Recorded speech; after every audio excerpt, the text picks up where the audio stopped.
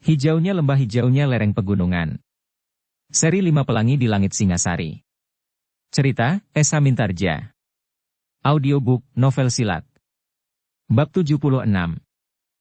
Setelah meneguk beberapa teguk dan makan beberapa kerat makanan, maka Pangeran Singanarpada pun kemudian berkata hampir berbisik, mungkin kita dapat datang ke Padepokan Panembahan Bajang.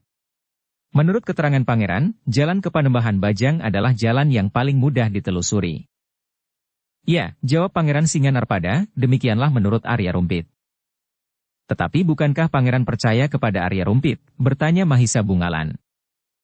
Ya. Aku percaya kepada Arya Rumpit. Senopati itu agaknya telah dibakar dendam pula di hatinya, berkata Pangeran Singanarpada. Dengan demikian maka keterangannya dapat kita jadikan pedoman, berkata Mahisa Bungalan. Pangeran Singanarpada mengangguk-angguk. Jawabnya, ya, kita memang akan berpegangan kepada keterangannya. Dengan demikian, maka setelah mereka selesai dan membayar minuman dan makanan, mereka pun telah meninggalkan warung itu. Untuk beberapa saat mereka masih beristirahat di sebelah pasar itu sambil memperhatikan orang-orang yang hilir mudik untuk mendapatkan kebutuhan masing-masing. Ternyata keadaan di pedesaan sudah berangsur tenang. Tidak nampak sama sekali bekas-bekas pertempuran yang membakar Kediri, yang ajangnya memang sebagian terbesar adalah daerah-daerah perbatasan. Setelah beristirahat beberapa lamanya, dan setelah mereka membeli bekal yang dapat mereka makan sambil berjalan untuk sekedar mengisi waktu dan kejenuhan di perjalanan pada saat-saat mereka letih berbicara, maka mereka pun telah melanjutkan perjalanan mereka yang masih panjang.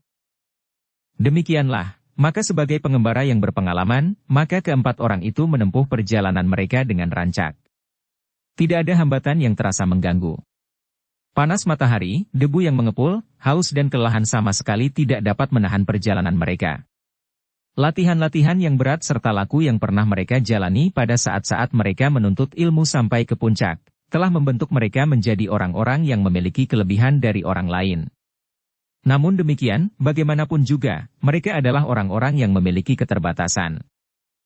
Sebagaimana telah mereka ketahui, mereka memerlukan waktu perjalanan 2 hari, jika mereka memang ingin menuju ke Padepokan Panembahan Bajang. Perjalanan itu dapat mereka tempuh tanpa kesulitan yang berarti. Seperti petunjuk yang diberikan oleh Arya Rumpit, maka padepokan yang dihuni oleh Panembahan Bajang terletak tidak terlalu jauh dari padukuhan-padukuhan yang terbesar di sekelilingnya. Kita harus mengetahui medan yang akan kita hadapi, berkata Pangeran Singanarpada. Maksud Pangeran, kita tidak akan langsung memasuki padepokan itu, bertanya Mahisa Bungalan. Ya. Kita akan melihat suasana padepokan itu, jawab Pangeran Singanarpada, meskipun barangkali kehadiran kita akhirnya diketahui juga oleh Panembahan Bajang yang memiliki ilmu yang tinggi. Namun dengan demikian, kita sudah dapat mengetahui serta sedikit tentang padepokan itu. Mungkin Pangeran Lembu Sabdata ada pula di padepokan itu. Namun mereka harus berhati-hati, karena padepokan itu merupakan padepokan yang berada di antara padukuhan-padukuhan yang barangkah telah terjalin satu kehidupan yang akrab. Mungkin Panembahan Bajang justru merupakan orang yang sangat dihormati dan disukai oleh orang-orang di padukuhan-padukuhan di sekitarnya. Tetapi segala sesuatunya masih harus diamati dengan cermat. Demikianlah. Maka Pangeran Singanarpada dan ketiga orang yang datang bersamanya telah berusaha untuk mendapatkan tempat bersembunyi yang baik, yang dapat mereka pergunakan untuk segala keperluan. Tidur, beristirahat sambil makan dan minum, berbincang dan merayap mendekati padepokan itu. Kita tidak mungkin membuat api di sini, berkata Pangeran Singanarpada, asap yang mengepul akan menarik perhatian. Jadi, bertanya Mahisa Bungalan. Kita membeli makanan dan kita minum air belik yang mungkin terdapat di sekitar tempat ini, jawab Pangeran Singanarpada. Mahisa Bungalan hanya mengangguk-angguk saja. Ia mengerti bahwa Pangeran Singanarpada sebagai seorang pangeran, telah membawa bekal uang yang cukup banyak, sementara Mahisa Bungalan sendiri juga membawa bekal uang. Bahkan Mahisa Murti dan Mahisa Pukat pun telah membawa pula. Dalam pada itu, maka Pangeran Singanarpada berkata, aku yakin, bahwa pada salah satu padukuhan yang banyak terdapat di sekitar padepokan itu, tentu terdapat satu atau bahkan lebih pasar. Mahisa Bungalan mengangguk-angguk. Tetapi pasar itu masih harus dicari. Dengan demikian, maka ketika fajar menyingsing di hari berikutnya, Mahisa Bungalanlah yang mendapat tugas untuk menemukan sebuah pasar, karena orang yang paling sedikit pernah bersentuhan dengan Pangeran Lembu Sabdata. Jika benar Pangeran Lembu Sabdata ada di daerah itu, maka mungkin sekali mereka bertemu. Baik Mahisa Bungalan maupun Pangeran Lembu Sabdata tentu tidak akan saling mengenal. Dengan wujud seorang pengembara, Mahisa Bungalan telah menyelusuri jalan-jalan yang menghubungkan padukuhan yang satu dengan padukuhan yang lain. Dengan pengalaman seorang pengembara, maka Mahisa Bungalan tidak terlalu sulit untuk menemukan yang dicarinya. Diikutinya orang-orang yang agaknya membawa dagangan untuk dijual. Mereka pada umumnya akan pergi ke pasar atau tempat yang kegunaannya seperti pasar. Sebenarnya lah dengan mudah akhirnya Mahisa Bungalan memang menemukan sebuah pasar. Memang pasar yang kecil saja, tetapi di dalamnya terdapat kebutuhan yang diperlukan. Kecuali mendapat apa yang diperlukan, maka Mahisa Bungalan pun telah mendapat satu keyakinan bahwa ia tidak datang ke tempat yang salah.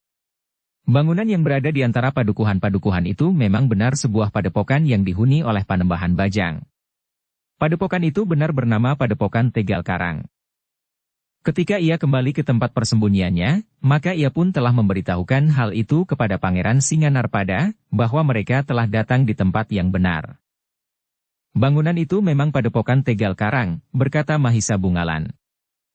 Arya Rumpit tidak berbohong, berkata Pangeran Singanarpada. Kita akan menyelidiki padepokan itu, berkata Mahisa Bungalan, mungkin padepokan itu merupakan padepokan tempat persembunyian Pangeran Lembu Sabdata. Ya. Kita harus mengamatinya, jawab Pangeran Singanarpada. Dengan demikian, maka mereka pun telah menyusun satu rencana yang akan mereka lakukan bergantian. Setiap hari mereka akan mengamati pintu gerbang padepokan itu. Pangeran Singanarpada yang mengenal dengan baik Pangeran Lembu Sabdata akan mengamati bersama Mahisa Bungalan, sementara di hari berikutnya akan mengamati padepokan itu Mahisa Murti dan Mahisa Pukat sudah mengenal Pangeran Lembu Sabdata pula. Dengan telaten mereka melakukan tugas itu. Tetapi mereka tidak pernah melihat orang yang mereka cari lewat pintu gerbang itu keluar maupun masuk. Bahkan mereka pun tidak pernah melihat seorang yang bertubuh kerdil keluar masuk pintu gerbang itu. Kita harus melihat lebih dekat lagi, berkata Pangeran Singanarpada. Mahisa Bungalan mengangguk-angguk. Dengan hati-hati mereka mencoba mendekati padepokan itu dan bahkan mereka telah berada di depan pintu gerbang. Ketika seorang cantrik kebetulan keluar dari pintu gerbang, maka Mahisa Bungalan dalam pakaian seorang pengembara telah menemuinya. Dengan suara memelas ia pun berkata, Kisanak, apakah aku dapat minta seteguk air? Cantrik itu mengerutkan keningnya. Kemudian ditunjuknya sebuah gentong yang berisi air yang memang diletakkan di sisi gerbang. Kami memang sudah selalu menyediakan air bersih. Silahkan minum Kisanak. Oh, terima kasih, jawab Mahisa Bungalan, tetapi siapakah yang menghuni tempat ini? Agaknya sebuah padepokan. Ya, sebuah padepokan.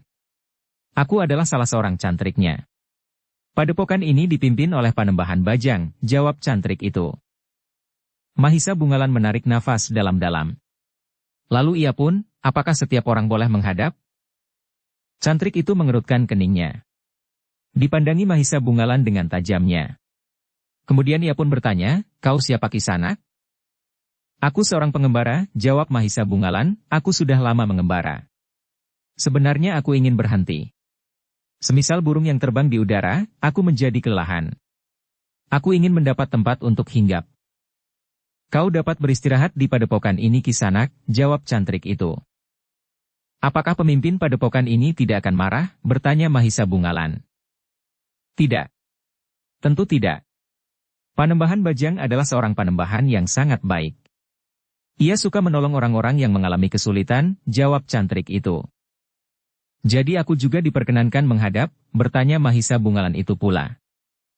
Tentu Kisanak jika Panembahan kebetulan ada, jawab cantrik itu, tetapi sayang, Panembahan sedang tidak ada di tempat. Oh, Mahisa Bungalan mengangguk-angguk, jadi Panembahan Bajang itu sedang pergi. Ya, jawab cantrik itu. Kemana? Bertanya Mahisa Bungalan, dan kapan Panembahan Bajang itu akan pulang? Panembahan Bajang sedang mengunjungi kawan-kawannya. Ia mungkin berada di padepokan Lemah Teles, tetapi mungkin berada di padepokan Ara-Ara Lawang, jawab cantrik itu. Oh, Mahisa Bungalan mengangguk-angguk pula, siapakah yang tinggal di kedua padepokan itu? Di Lemah Teles tinggal Ki Ajar Bomantara, sedangkan di Padepokan Ara-Ara Lawang tinggal Empu Lengkon, jawab cantrik itu. Keduanya sahabat Panembahan Bajang, bertanya Mahisa Bungalan pula. Ya. Mereka adalah orang-orang yang paling akrab dengan Panembahan Bajang, jawab cantrik itu. Mahisa Bungalan mengangguk-angguk. Lalu katanya, tetapi Kisanak, selain Panembahan Bajang, apakah ada orang lain yang berpengaruh di padepokan ini dan dapat memberikan perlindungan kepadaku jika aku berada di padepokan ini? Kenapa kau bertanya begitu? Tidak akan ada apa-apa. Aku bertanggung jawab. Jika terjadi sesuatu atasmu pada saat Panembahan Bajang pulang, biarlah leherku dipenggal. Kau tidak perlu perlindungan apapun juga, jawab cantrik itu. Apalagi di padepokan ini memang tidak ada orang lain. Panembahan Bajang memimpin padepokan ini seorang diri, jawab cantrik itu. Dan ia juga pergi seorang diri, bertanya Mahisa Bungalan. Ya. Panembahan Bajang pergi seorang diri. Sudah menjadi kebiasaannya pergi seorang diri kemanapun, jawab cantrik itu. Namun tiba-tiba cantrik itulah yang bertanya, kau terlalu banyak ingin mengerti Kisanak.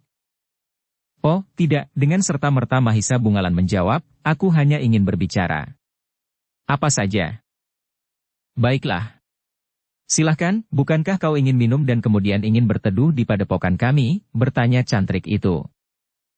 Aku memang ingin minum Kisanak. Tetapi apakah aku akan berteduh di padepokan ini atau tidak, akan aku bicara dengan kawanku. Tetapi karena Panembahan Bajang tidak ada mungkin aku akan singgah kemudian, jawab Mahisa Bungalan. Cantrik itu mengerutkan keningnya. Namun terbersit kesan pada wajahnya, bahwa cantrik itu justru ingin lebih banyak tahu tentang Mahisa Bungalan itu. Namun dalam pada itu, dengan sikap seorang yang sangat letih, ia pun melangkah mendekati gentong yang berisi air. Dengan sebuah siwur dari batok kelapa ia mengambil air dari gentong itu dan meneguknya. Alangkah segarnya. Pangeran Singanarpada pun kemudian mendekat pula ketika Mahisa Bungalan memanggilnya dan minum pula sepuas-puasnya. Melihat betapa kedua orang itu minum, maka seakan-akan kecurigaan cantrik itu menjadi hilang. Karena itu, maka ia pun bertanya, jadi, apakah kalian akan singgah atau tidak? Terima kasih Kisanak, jawab Mahisa Bungalan, aku akan datang lagi pada saat Panembahan Bajang ada di padepokan. Cantrik itu mengangguk-angguk. Katanya, terserahlah. Sebenarnya tidak akan terjadi sesuatu meskipun Panembahan tidak ada. Tetapi jika kalian ragu-ragu, apa boleh buat? Terima kasih Kisanak. Tetapi sebenarnya lah kami ingin singgah di kesempatan lain, jawab Mahisa Bungalan. Cantrik itu pun kemudian melangkah pergi. Agaknya ia akan pergi ke sawah atau ke pasar untuk membeli kebutuhan mereka sehari-hari di padepokan itu. Dengan demikian, maka baik Mahisa Bungalan maupun Pangeran Singanarpada mengambil kesimpulan bahwa Pangeran Lembu Sabdata tidak ada di tempat itu. Seandainya ia ada di padepokan itu, maka ia tidak lebih dari cantrik kebanyakan. Karena itu, maka keduanya menganggap bahwa untuk sementara padepokan itu dapat ditinggalkan. Jika kita singgah di padepokan itu, dan Lembu Sabdata ada di antara mereka yang disebut para cantrik, maka ia akan segera mengenal aku, berkata Pangeran Singanarpada. Jika ia mengenal aku lebih dahulu, maka ia tentu akan dengan diam-diam meninggalkan padepokan ini dan bersembunyi di tempat yang lebih rumit lagi. Mahisa Bungalan mengangguk-angguk. Dengan demikian maka tugasnya bersama Pangeran Singanarpada akan menjadi semakin sulit. Sementara itu Pangeran Singanarpada melanjutkan, sedangkan jika Lembu Sabdata tidak ada di padepokan itu, maka waktu kita pun akan terampas jika kita singgah. Ya Pangeran, jawab Mahisa Bungalan yang memang tidak ingin singgah di tempat itu, karena itu, maka kita akan berjalan terus, ke padepokan berikutnya. Pangeran Singanarpada mengangguk-angguk. Katanya, baiklah. Kita kembali ke tempat kita bersembunyi untuk menemui Mahisa Murti dan Mahisa Pukat. Kita akan segera bersiap-siap untuk melanjutkan perjalanan. Dari area rumpit aku sudah mendapat ancar-ancar kedua padepokan itu. Mudah-mudahan kita akan dapat menemukannya. Dengan demikian maka keduanya pun telah meninggalkan padepokan yang sedang ditinggalkan oleh pemimpinnya itu. Mereka yakin bahwa Pangeran Lembu Sabdata tidak ada di padepokan itu. Selain keterangan cantrik itu, memang tidak ada seorang pun yang pantas dicurigai sebagai Pangeran Lembu Sabdata yang hilir mudik dan keluar masuk padepokan itu. Namun demikian Pangeran Singanarpada masih ingin meyakinkan lagi untuk barang sehari. Dari tempat yang tersembunyi menjelang matahari terbit, Pangeran Singanarpada dan Mahisa Bungalan mengamati isi padepokan itu dari sebatang pohon di luar dinding. Sementara di sore harinya, menjelang senja, pengamatan itu pun diulanginya. Namun hasilnya, mereka memang tidak melihat orang yang mirip atau dapat disangka sebagai Pangeran Lembu Sabdata. Karena itulah, maka di hari berikutnya, ketika sisa malam masih gelap, maka Pangeran Singanarpada bersama-sama dengan kelompoknya telah meninggalkan tempat persembunyiannya dan melangkah menuju ke padepokan yang lain. Mati isi padepokan itu dari sebatang pohon di luar dinding, sementara di sore harinya, menjelang senja, pengamatan itu pun diulanginya. Namun hasilnya, mereka memang tidak melihat orang yang mirip atau dapat disangka sebagai Pangeran Lembu Sabdata. "Kita mau kemana?" bertanya Pangeran Singanarpada, kepada Ki Ajar yang dipanggil guru oleh Pangeran Kuda Permati atau ke padepokan Empu Lengkon. "Terserahlah kepada Pangeran," jawab Mahisa Bungalan, "bagi kita agaknya sama saja. Seandainya kita tahu kemana Panembahan Bajang itu pergi, maka kita akan memilih mengunjungi padepokan yang dikunjungi oleh Panembahan Bajang itu. Tetapi karena kita tidak tahu, maka yang manapun akan sama saja bagi kita. Ya, beruntunglah jika kita sampai ke padepokan yang kebetulan dikunjungi pula oleh Panembahan Bajang," berkata Pangeran Singanarpada. Dengan demikian maka mereka akan menuju ke padepokan yang paling dekat di antara padepokan Ki Ajar dan padepokan Empu Lengkon. Kita hanya memerlukan waktu kira-kira 2 hari untuk sampai ke padepokan Empu Lengkon.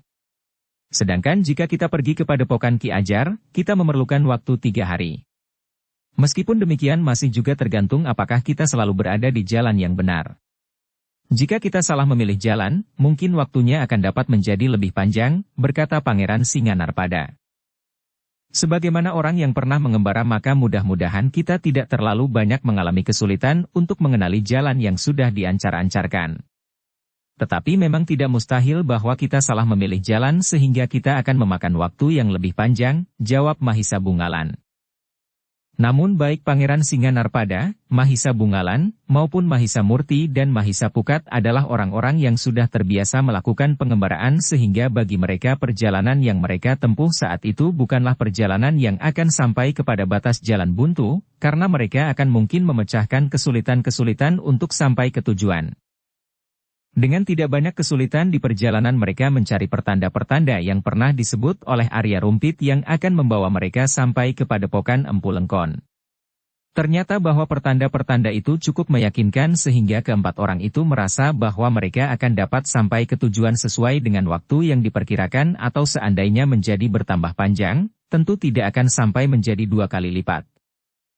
Seperti perjalanan yang pernah ditempuh, baik oleh keempat orang itu ketika mereka pergi ke padepokan Panembahan Bajang, maupun perjalanan-perjalanan yang lain dari Pangeran Singanarpada sendiri, maka mereka tidak perlu cemas mengalami kesulitan tentang makan dan minum di perjalanan, karena Pangeran Singanarpada memang membawa bekal uang yang cukup.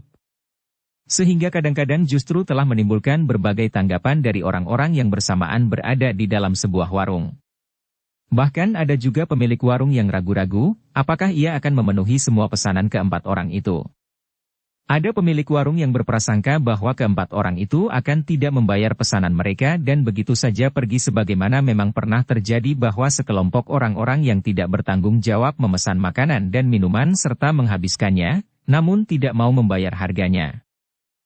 Tetapi Pangeran Singanarpada tidak pernah merugikan orang lain dengan cara yang demikian. Namun justru karena itu, maka orang-orang yang melihatnya menjadi heran, bahwa sekelompok pengembara nampaknya membawa bekal yang cukup banyak. Namun agaknya bekal yang cukup itu memang selalu menarik perhatian. Ternyata keempat orang pengembara itu telah terjebak ke dalam sebuah padukuhan yang dihuni oleh sekelompok perampok yang garang. Ketika keempat orang itu mohon untuk diizinkan bermalam di Banjar, maka dengan ramah orang yang menjaga Banjar itu mempersilahkan. Bahkan keempat orang itu telah mendapatkan pelayanan yang sangat baik. Tetapi dalam pada itu, penjaga Banjar itu telah menghubungi Ki Bekel dari padukuhan itu dan menceritakan bahwa 4 orang pengembara bermalam di Banjar.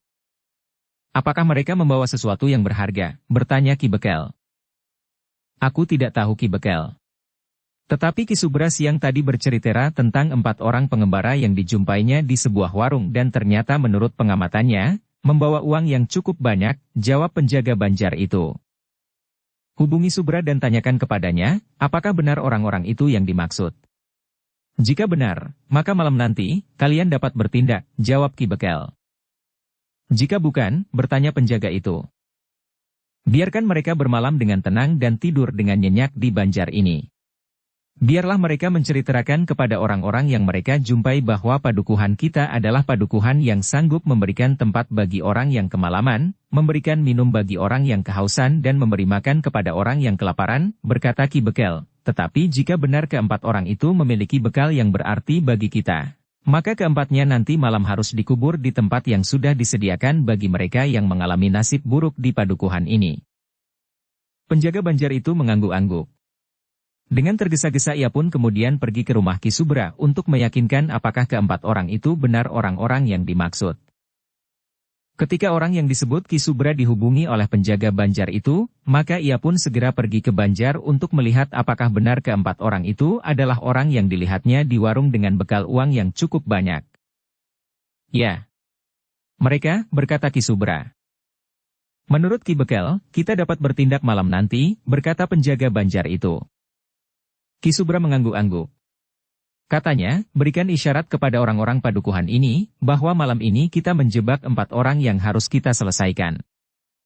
Penjaga Banjar itu mengangguk-angguk. Karena itulah, maka sejenak kemudian, maka penjaga Banjar itu telah memukul kentongan dengan irama Dara Muluk, tetapi dengan beberapa isian yang tidak terbiasa terdengar pada irama Dara Muluk. Isian dengan pukulan ganda 4, 2 kali berturut-turut. Orang-orang lain dari penghuni padukuhan itu tidak tahu apakah arti dari bunyi kentongan itu. Nadanya memang tidak jauh berbeda dengan nada Dara Muluk biasa, sehingga dalam sekilas, orang-orang yang mendengarkannya menganggap bahwa bunyi kentongan itu memang bernada Dara Muluk. Bahkan ada yang menganggap bahwa pemukul kentongan itu telah membuat beberapa kesalahan yang tidak disengaja. Tetapi bagi penghuni padukuhan itu, maka suara kentongan itu merupakan satu perintah, agar penghuni padukuhan itu bersiap-siap.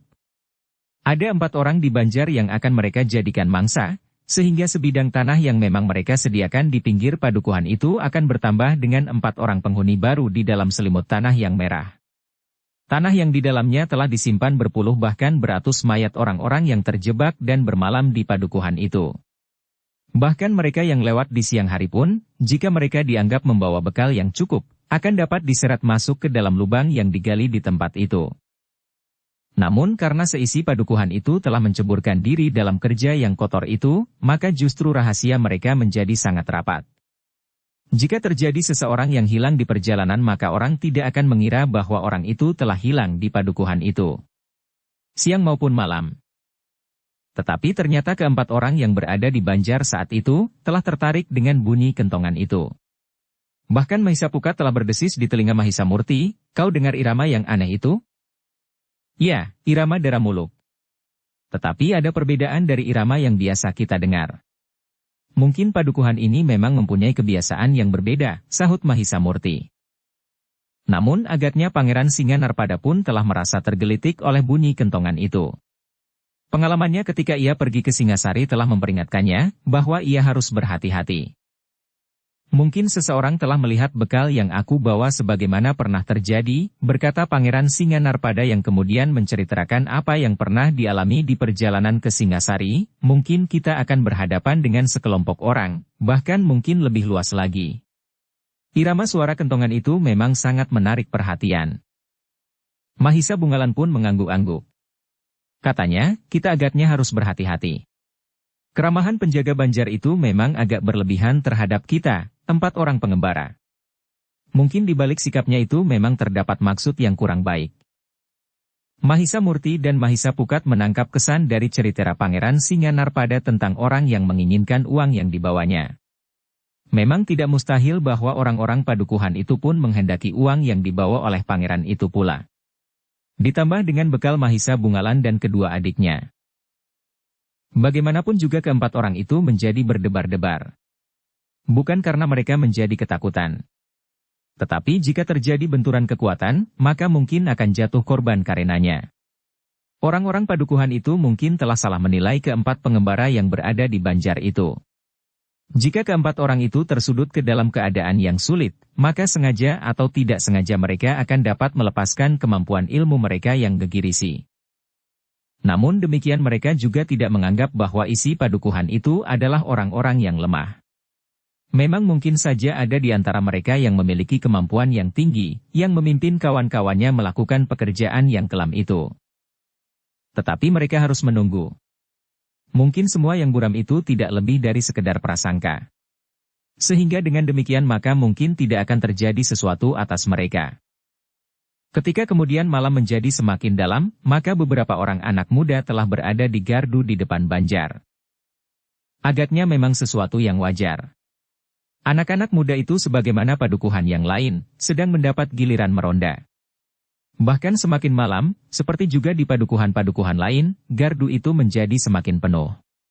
Yang ada di gardu ternyata bukan hanya mereka yang meronda saja, tetapi anak-anak muda yang tidak segera dapat tidur, juga keluar rumah dan berada di gardu untuk mencari kawan bergurau dan kadang-kadang bertengkar. Namun semuanya itu tidak terlepas dari pengamatan keempat orang yang mendapat kesempatan bermalam di Banjar. Mereka dengan seksama memperhatikan setiap perkembangan keadaan di luar Banjar. Bahkan Mahisa Murti dan Mahisa Pukat sempat menjadi semakin berdebar-debar ketika kemudian mereka melihat beberapa orang yang duduk-duduk di serambi Banjar itu. Orang di luar menjadi semakin banyak, desis Mahisa Pukat. Kita memang harus berhati-hati, sahut Mahisa Murti sambil berbaring di tempatnya. Sementara itu Pangeran Singanarpada dan Mahisa Bungalan nampaknya sudah tertidur nyenyak, karena mereka sama sekali tidak bergerak dan nafas mereka beredar dengan sangat teratur. Namun sebenarnya lah mereka tidak tertidur. Mereka masih tetap memperhatikan suasana dengan cara mereka. Meskipun demikian setiap peristiwa di luar Banjar itu tidak luput dari perhatian mereka. Juga kehadiran orang-orang yang semakin lama menjadi semakin banyak. Baik di gardu maupun di serambi Banjar. Mendekati tengah malam, maka Ki Bekel pun telah datang pula di Banjar. Yang terdengar dari dalam Banjar hanyalah percakapan yang tidak jelas maknanya. Namun keempat orang pengembara itu menduga bahwa yang diucapkan oleh seseorang yang memiliki pengaruh di antara orang-orang yang lain adalah perintah-perintah. Keempat orang yang berada di dalam Banjar itu tidak mengetahui siapakah sebenarnya yang baru datang itu. Untuk beberapa saat keadaan justru menjadi sepi. Namun kemudian keempat orang yang berada di dalam Banjar itu mendengar desir-desir langkah kaki tidak hanya di bagian depan dari Banjar itu. Tetapi menurut tangkapan mereka, beberapa orang justru telah berada di sisi dan di belakang Banjar. Karena itu maka keempat orang yang berada di dalam Banjar itu semakin menyadari keadaan mereka. Keempat orang itu terkejut ketika mereka mendengar kentongan yang tiba-tiba saja berbunyi. Juga dalam irama Dara Muluk dengan isian bunyi pukulan ganda 4, 2 kali berturut-turut. Pangeran Singanarpada telah menggamit Mahisa Bungalan yang berbaring di sebelahnya, sementara Mahisa Bungalan telah menggamit Mahisa Murti dan selanjutnya Mahisa Pukat. Mereka menganggap bahwa bunyi kentongan itu tentu satu isyarat yang harus mereka perhatikan dengan saksama. Karena itu, maka Mahisa Pukat dan Mahisa Murti pun telah bergeser menjauh dari Mahisa Bungalan. Rasa-rasanya detak jantung mereka pun menjadi semakin cepat berdetak. Kita telah dijebak, desis Mahisa Murti di telinga Mahisa Pukat. Ya, jawab Mahisa Pukat, jika kita dipaksa mempergunakan kekerasan apa boleh buat. Meskipun sebenarnya kita tidak ingin. Mahisa Murti tidak menyahut lagi. Namun mereka menyadari bahwa orang-orang yang berada di luar Banjar itu menjadi semakin banyak. Sebenarnya lah, di luar Ki Bekel telah mengatur orang-orangnya. Banjar yang dibangun di tengah-tengah halaman dan kebun itu memang sudah diatur, bahwa orang-orang padukuhan itu akan dapat mengepung dengan rapat. Dengan ketajaman pendengarannya, keempat orang yang berada di dalam Banjar itu pun menyadari bahwa Banjar itu memang sudah dikepung rapat. Sentuhan senjata tanpa sengaja telah menimbulkan kesan bahwa orang-orang yang berada di halaman di sekeliling Banjar itu bersenjata. Dengan demikian maka keempat orang yang berada di Banjar itu telah dicengkam oleh ketegangan. Tanpa melihat dengan mata kewadagan, mereka sudah dapat mengetahui betapa rapatnya Banjar itu telah dikepung. Karena itulah, maka Pangeran Singanarpada pun kemudian justru telah bangkit dan bersiap menghadapi segala kemungkinan. Sementara itu Mahisa Bungalan pun telah berdiri pula sambil berjalan hilir mudik, sedangkan Mahisa Murti dan Mahisa Pukat telah duduk pula di bibir pembaringan mereka yang besar. Beberapa saat kemudian, maka mereka pun mendengar langkah orang mendekati pintu bilik mereka. Perlahan-lahan mereka pun kemudian mendengar bahwa pintu bilik itu telah diketuk. "Siapa?" bertanya Pangeran Singanarpada. "Aku." "Ki Bekel," jawab suara di luar pintu. Pangeran Singanarpada tidak dapat berbuat lain. Ia pun kemudian membuka pintu bilik itu. Di luar pintu seorang yang rambutnya telah mulai memutih berdiri termangu-mangu. Di belakangnya berdiri 4 orang anak muda yang bersenjata tombak pendek justru telah teracu. "Apakah aku berhadapan dengan Ki Bekel?" bertanya Pangeran Singanarpada. "Ya Kisanak," jawab Ki Bekel, "aku adalah Bekel yang memerintah di padukuhan ini." "Oh, marilah Ki Bekel," berkata Pangeran Singanarpada, "aku mengucapkan terima kasih atas segala kebaikan Ki Bekel yang telah memberikan tempat kepada kami untuk bermalam di sini. Banjar ini memang aku peruntukkan bagi mereka yang membutuhkan di samping bagi kepentingan rakyat padukuhan ini sendiri. Orang yang kemalaman akan dapat tidur di sini dengan nyenyak seperti yang kami harapkan dapat terjadi pula atas kalian." "Ya Ki Bekel. Kami telah tertidur nyenyak di sini," jawab Pangeran Singanarpada. "Tetapi tentu saja Banjar ini jangan disalahgunakan," berkata Ki Bekel. "Disalahgunakan bagaimana maksud Ki Bekel?" bertanya Pangeran Singanarpada. "Ternyata kalian adalah orang-orang yang menjadi buruan prajurit Singasari maupun Kediri karena kalian terlibat dalam pemberontakan Pangeran Kuda Permati yang telah terbunuh," berkata Ki Bekel. Pangeran Singanarpada mengerutkan keningnya. Lalu ia pun bertanya, "Bagaimana mungkin Ki Bekel dapat menuduh kami termasuk para pengikut Pangeran Kuda Permati? Kami sudah mendapat keterangan tentang kalian berempat. Karena itu, kalian tidak usah ingkar. Sekarang berikan semua yang kalian bawa untuk kami periksa apakah isinya. Mungkin kalian membawa sesuatu yang menjadi larangan atau kalian memang sengaja menyembunyikan sesuatu milik para pengikut Pangeran Kuda Permati." Pangeran Singanarpada termangu-mangu sejenak. Sekali ia berpaling ke arah Mahisa Bungalan.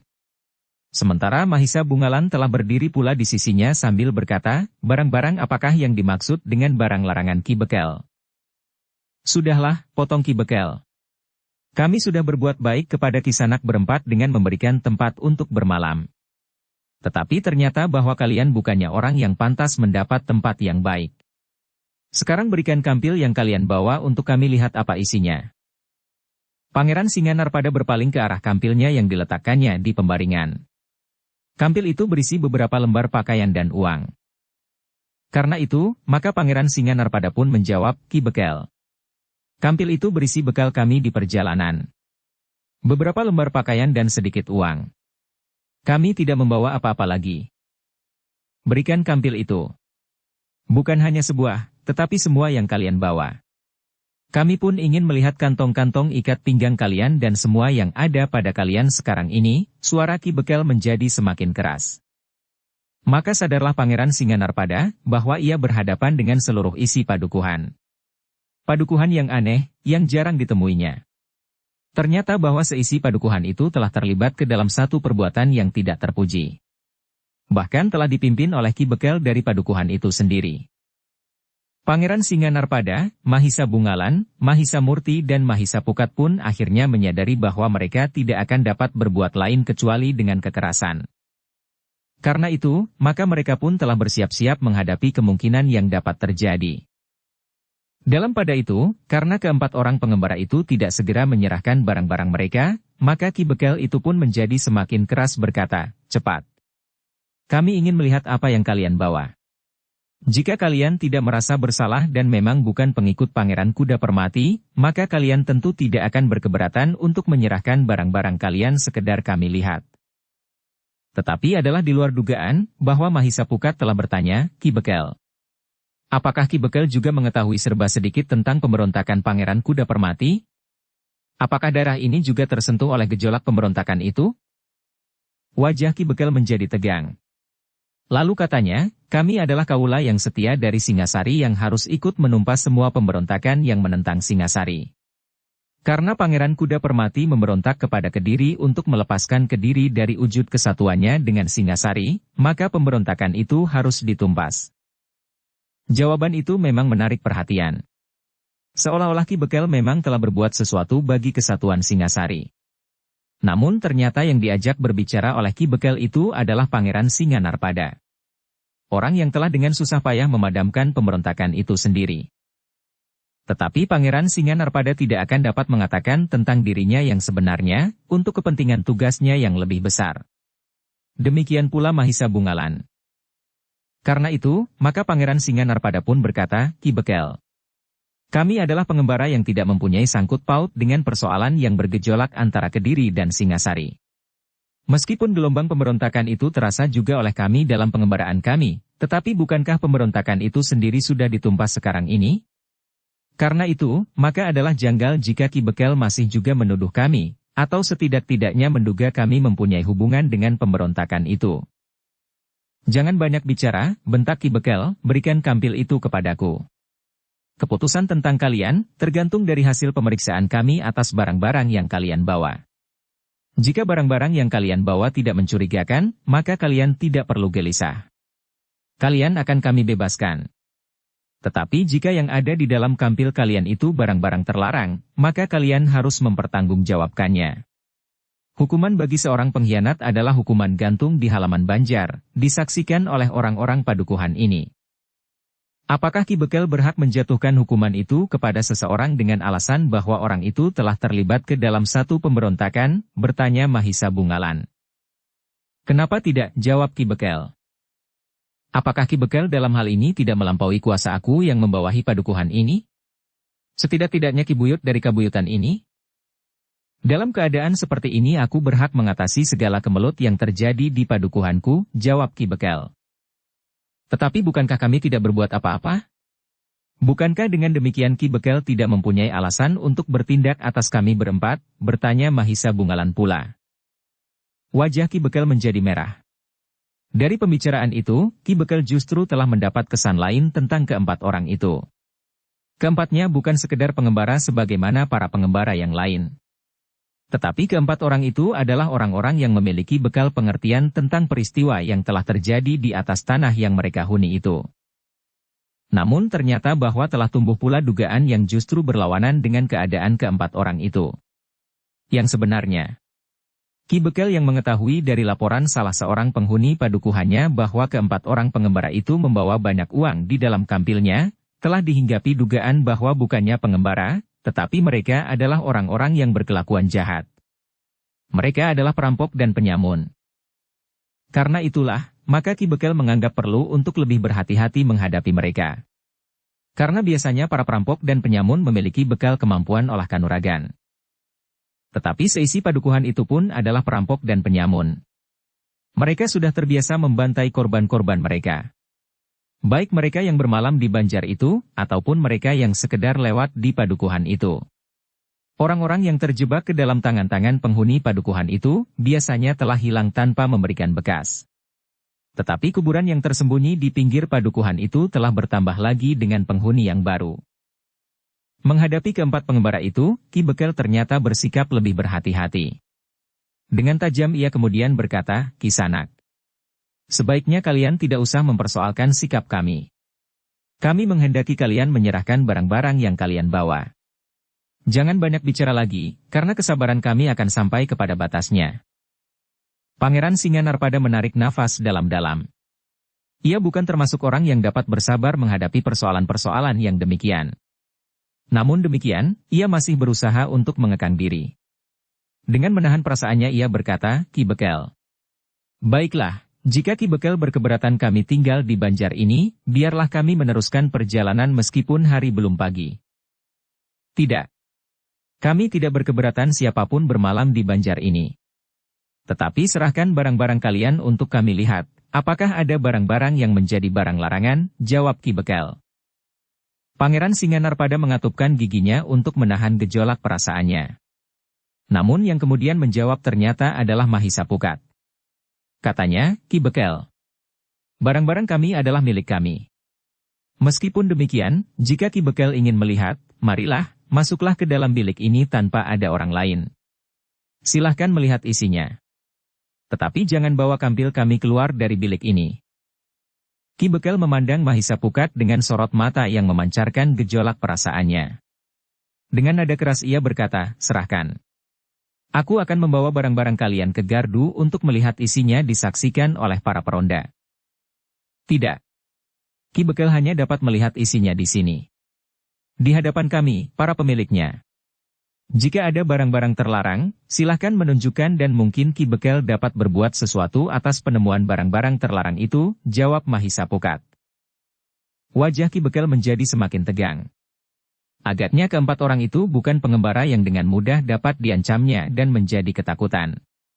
Tetapi keempat orang itu tentu memiliki bekal yang cukup sehingga mereka berani menentang perintahnya.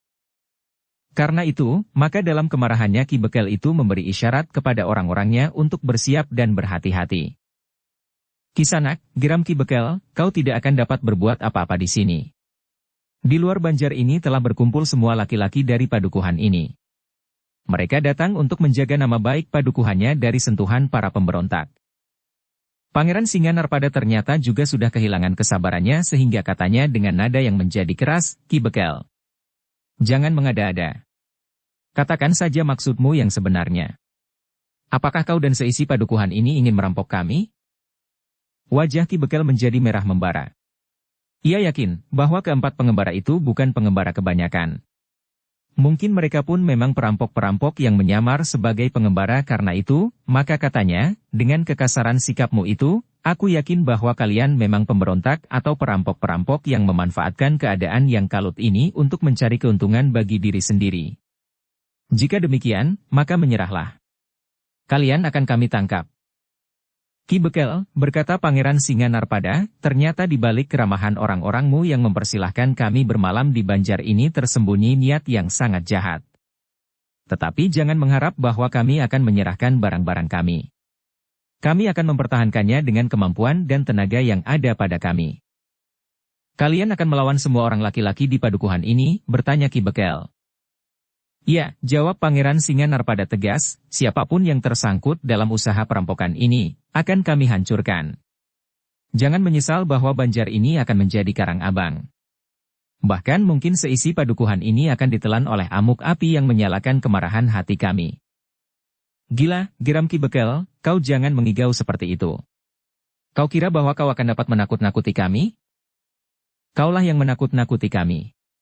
Tetapi kami akan menunjukkan bahwa kami bukan kelinci-kelinci yang ketakutan melihat moncong serigala, jawab Pangeran Singanarpada yang marah. Bahkan Mahisa Pukat pun kemudian telah berteriak nyaring, minggirlah. Aku akan turun ke halaman. Aku akan keluar dari tempat ini. Siapa yang berusaha mencegah aku, maka aku akan membunuhnya. Mahisa Pukat tidak menunggu jawaban, ia pun kemudian mengambil seikat barang-barangnya. Kemudian mengikatkannya pada lambungnya. Kepada Mahisa Bungalan ia berkata, marilah Kakang. Jangan menunggu lebih lama lagi. Mahisa Bungalan menarik nafas dalam-dalam. Namun dalam pada itu, Pangeran Singanarpada pun telah mengambil kampilnya pula. Seperti Mahisa Pukat, maka ia pun mengikatkan kampil itu dengan tali pada lambungnya. Mahisa Murti dan Mahisa Bungalan pun melakukannya pula hal yang serupa.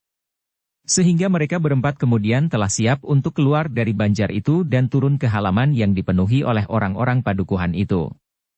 Mereka ternyata telah siap menunggu dengan senjata-senjata mereka.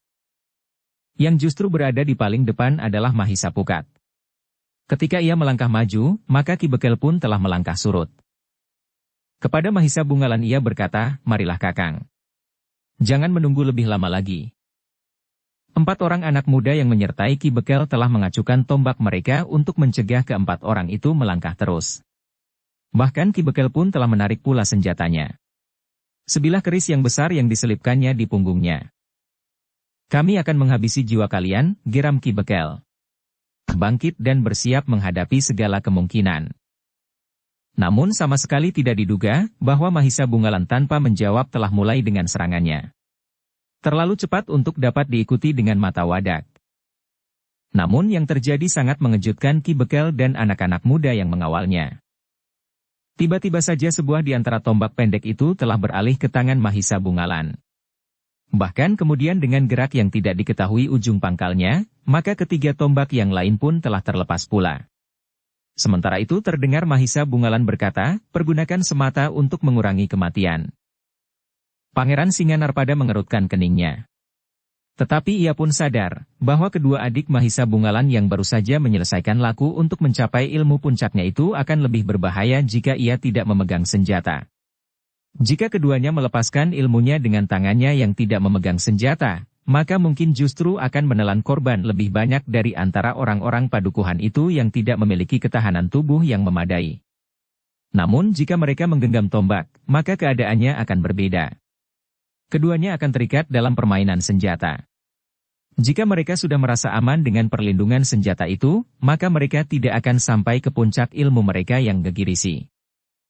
Sementara itu, Ki Bekel yang melihat peristiwa yang tidak diduganya, bahkan di dalam mimpi sekalipun, dengan serta-merta telah meloncat berlari ke halaman sambil meneriakkan aba-aba, mereka adalah iblis-iblis terkutuk. Bersiaplah. Kita akan membunuh mereka beramai-ramai. Mahisa Murti, Mahisa Bungalan dan bahkan Pangeran Singanarpada pun telah mengambil senjata-senjata yang terlepas dari tangan anak-anak muda yang mengawal Ki Bekel. Sehingga dengan demikian maka anak-anak muda itu telah berlari pula mengikuti Ki Bekel turun ke halaman. Keempat orang yang berada di banjar itu pun telah maju selangkah demi selangkah melintasi pendapa. Mahisa Bungalanlah yang kemudian berada di paling depan. Ketika ia berdiri di tangga pendapa, maka sambil mengedarkan pandangan matanya ke seluruh halaman dan memperhatikan orang-orang padukuhan itu yang berpencar dengan senjata di tangan, maka Mahisa Bungalan itu pun berkata, Kisanak, apakah yang sebenarnya kalian kehendaki dari kami?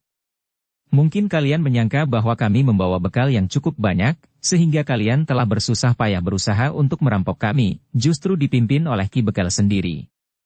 Apakah dengan demikian berarti bahwa kalian telah kehilangan martabat kemanusiaan kalian dan sampai hati melakukan tindak terkutuk itu bersama-sama?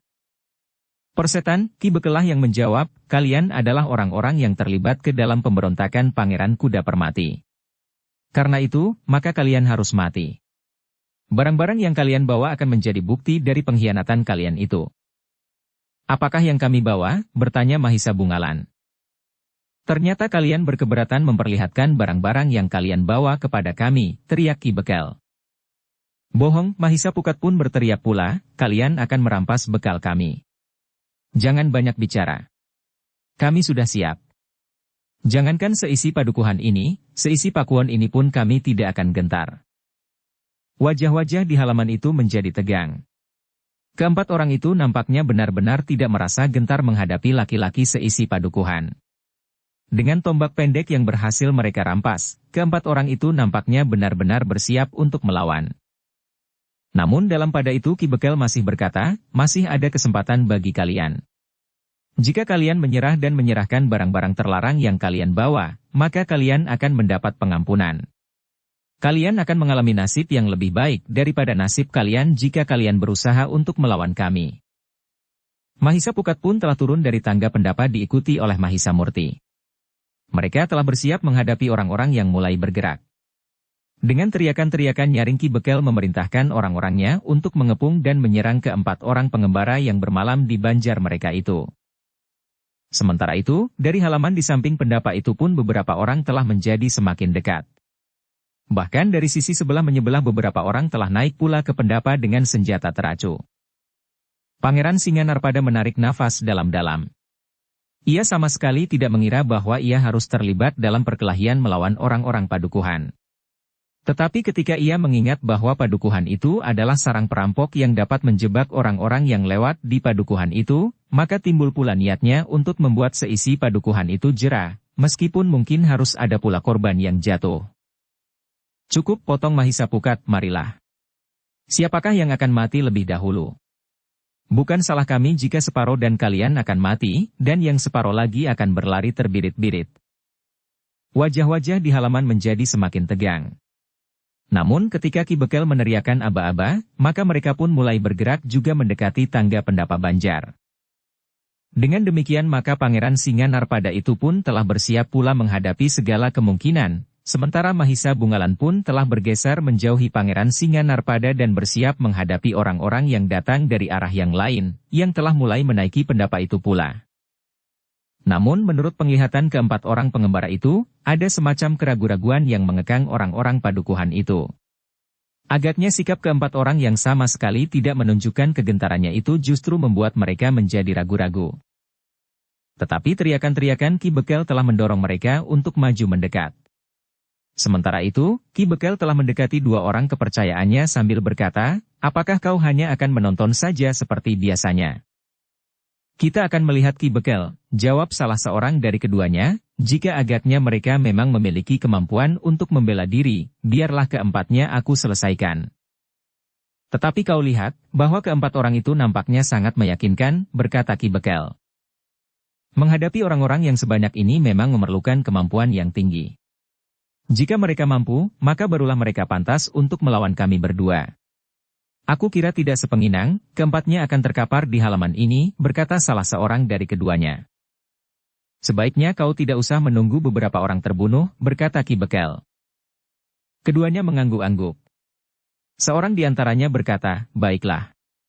Aku akan melihat dahulu apa yang dapat mereka lakukan. Baru kemudian aku akan mengambil sikap." Ki Bekel tidak menjawab. Perhatiannya mulai terikat kepada orang-orangnya yang telah terlibat ke dalam pertempuran. Sebenarnya lah, bahwa pertempuran telah berkobar. Sejumlah laki-laki dari satu pedukuhan bertempur melawan 4 orang yang dianggapnya 4 orang pengembara. Namun yang kemudian pendapat Ki Bekel pun telah berubah. Keempat orang itu tentu 4 orang perampok yang menyamar sebagai pengembara. Ternyata dari kemampuan mereka bertempur. Dalam pada itu, Mahisa Murti dan Mahisa Pukat justru telah turun ke halaman. Mereka bertempur sambil beradu punggung menghadapi lawan yang mengepung mereka. Namun dalam pada itu, Mahisa Pukat memang menjadi ragu-ragu. Karena itu, maka ia masih sempat berbisik kepada Mahisa Murti, "Bagaimana jika aku dengan tidak sengaja telah membunuh?" "Kita tidak bermaksud membunuh," berkata Mahisa Murti, "tetapi kita pun tidak ingin dibunuh." Mahisa Pukat mengerti maksud Mahisa Murti. Karena itu, maka geraknya pun kemudian menjadi lebih mantap. Dengan sigapnya ia memutar tombak pendeknya untuk melindungi serangan-serangan yang datang beruntun. Namun sekali-sekali ujung tombaknya juga mematuk lawan. Sebenarnya lah dengan memegang tombak di tangan, keempat orang yang dianggap pengembara itu merasa dirinya terlindungi. Karena itu, mereka tidak mempergunakan ilmu puncaknya yang dapat sekaligus membakar sekelompok orang yang tidak mempunyai daya tahan yang memadai itu. Mahisa Murti dan Mahisa Pukat memang kadang-kadang masih saja dicengkam oleh keraguan-raguan. Namun ketika serangan-serangan datang beruntun seperti datangnya ombak di lautan, maka Mahisa Murti dan Mahisa Pukat pun telah didera oleh satu keinginan untuk mengurangi jumlah lawannya. "Bukan maksudku untuk membunuh orang-orang yang tidak berdaya ini," berkata keduanya di dalam hatinya. Tetapi mereka tidak dapat ingkar, bahwa mereka harus mempertahankan diri dari serangan yang datang bergelombang itu. Karena itulah, maka Mahisa Murti dan Mahisa Pukat pun mulai menjulurkan tombaknya. Tidak sekedar menangkis serangan. Tetapi ujung tombak itu mulai mematuk lawannya. Tiba-tiba saja terdengar seorang di antara lawan-lawannya yang berteriak kesakitan. Ujung tombak Mahisa Pukatlah yang telah mengoyak lengan seorang lawannya, sehingga orang itu telah berteriak kesakitan. Dengan serta-merta orang itu telah meloncat keluar dari arena dengan darah yang meleleh dari lukanya. Tetapi belum lagi gema suaranya hilang, terdengar seorang yang lain telah mengaduh. Ujung tombak Mahisa Pukatlah yang telah mengenai lambung lawannya. Tidak terlalu dalam, tetapi luka yang menganga itu telah memancarkan pula darah dari tubuhnya. Sentuhan ujung tombak Mahisa Murti dan Mahisa Pukat itu memang telah mempengaruhi pertempuran. Namun karena jumlah lawan yang banyak, maka mereka pun telah menyerang dalam gelombang-gelombang yang tiada berkeputusan. Namun ujung tombak Mahisa Murti dan Mahisa Pukat pun bergerak lebih cepat. Ketika lawan datang beruntun semakin cepat, maka kedua orang anak muda itu mulai menjadi jengkel. Karena itulah, maka setiap kali keduanya seakan-akan di luar kehendak sendiri, telah menggerakkan ujung tombaknya terlalu cepat, sehingga telah menyentuh tubuh salah seorang di antara lawan-lawan mereka. Bahkan dalam keadaan yang mendesak oleh beberapa ujung senjata yang berbareng menyerang, kadang-kadang Mahisa Murti dan Mahisa Pukat kehilangan kemampuan untuk mengekang juluran tombaknya. Dalam serangan yang cepat dari beberapa orang, maka tiba-tiba saja seorang di antara mereka telah meloncat keluar. Tetapi ia tidak mampu melangkah lagi lebih dari 3 langkah. Sejenak kemudian ia pun terhuyung-huyung dan jatuh di tanah. Seorang kawannya berusaha menahannya. Tetapi terlambat, karena tubuh itu telah terjatuh berguling di tanah. Sejenak kawannya mengamatinya. Namun tiba-tiba ia berteriak, "Mati! Kawan kita telah terbunuh." Orang-orang padukuhan itu telah dicengkam oleh dua jenis perasaan yang berlawanan. Kemarahan yang meluap-luap karena seorang di antara kawan mereka telah terbunuh. Namun juga karena itu mereka menjadi ketakutan bahwa nasib seperti itu akan dapat menimpa diri mereka. Meskipun demikian ada juga di antara orang-orang padukuhan itu yang berani menghadapi akibat yang betapapun juga. Mereka adalah orang-orang yang memang menjadi bebahu padukuhan itu, serta sudah beberapa kali menangani perampokan seperti yang sedang terjadi itu, justru di paling depan. Bahkan mereka jugalah yang dengan tanpa merasa menyesal telah membantai beberapa orang yang sebenarnya tidak pernah melakukan perlawanan. Tetapi mereka jugalah yang biasanya menghabisi nyawa orang-orang yang menentang kehendak Ki Bekel. Bahkan perampok-perampok yang tersesat memasuki padukuhan itu dengan hasil rampokannya, telah menjadi korban mereka pula. Seorang di antara mereka dengan suara geram berkata, "Kalian akan mengalami nasib yang sangat buruk. Kalian telah menimbulkan kematian di padukuhan ini." Perampok-perampok yang namanya ditakuti orang pun terbunuh di padukuhan ini. Apalagi pengemis-pengemis buruk seperti kalian. Mahisa Murti dan Mahisa Pukat yang mendengar kata-kata itu sama sekali tidak menjawab. Tetapi mereka sadar bahwa kematian akan membuat orang-orang itu menjadi semakin buas. Tetapi Mahisa Murti dan Mahisa Pukat sadar bahwa orang-orang itu harus dihadapi dengan kekerasan pula. Karena itu, maka dengan tombak pendek yang berputar di tangan masing-masing, Mahisa Murti dan Mahisa Pukat siap menghadapi segala kemungkinan. Mereka pun melihat beberapa orang yang menyibak di antara laki-laki padukuhan itu. Mereka adalah orang-orang yang berwajah garang.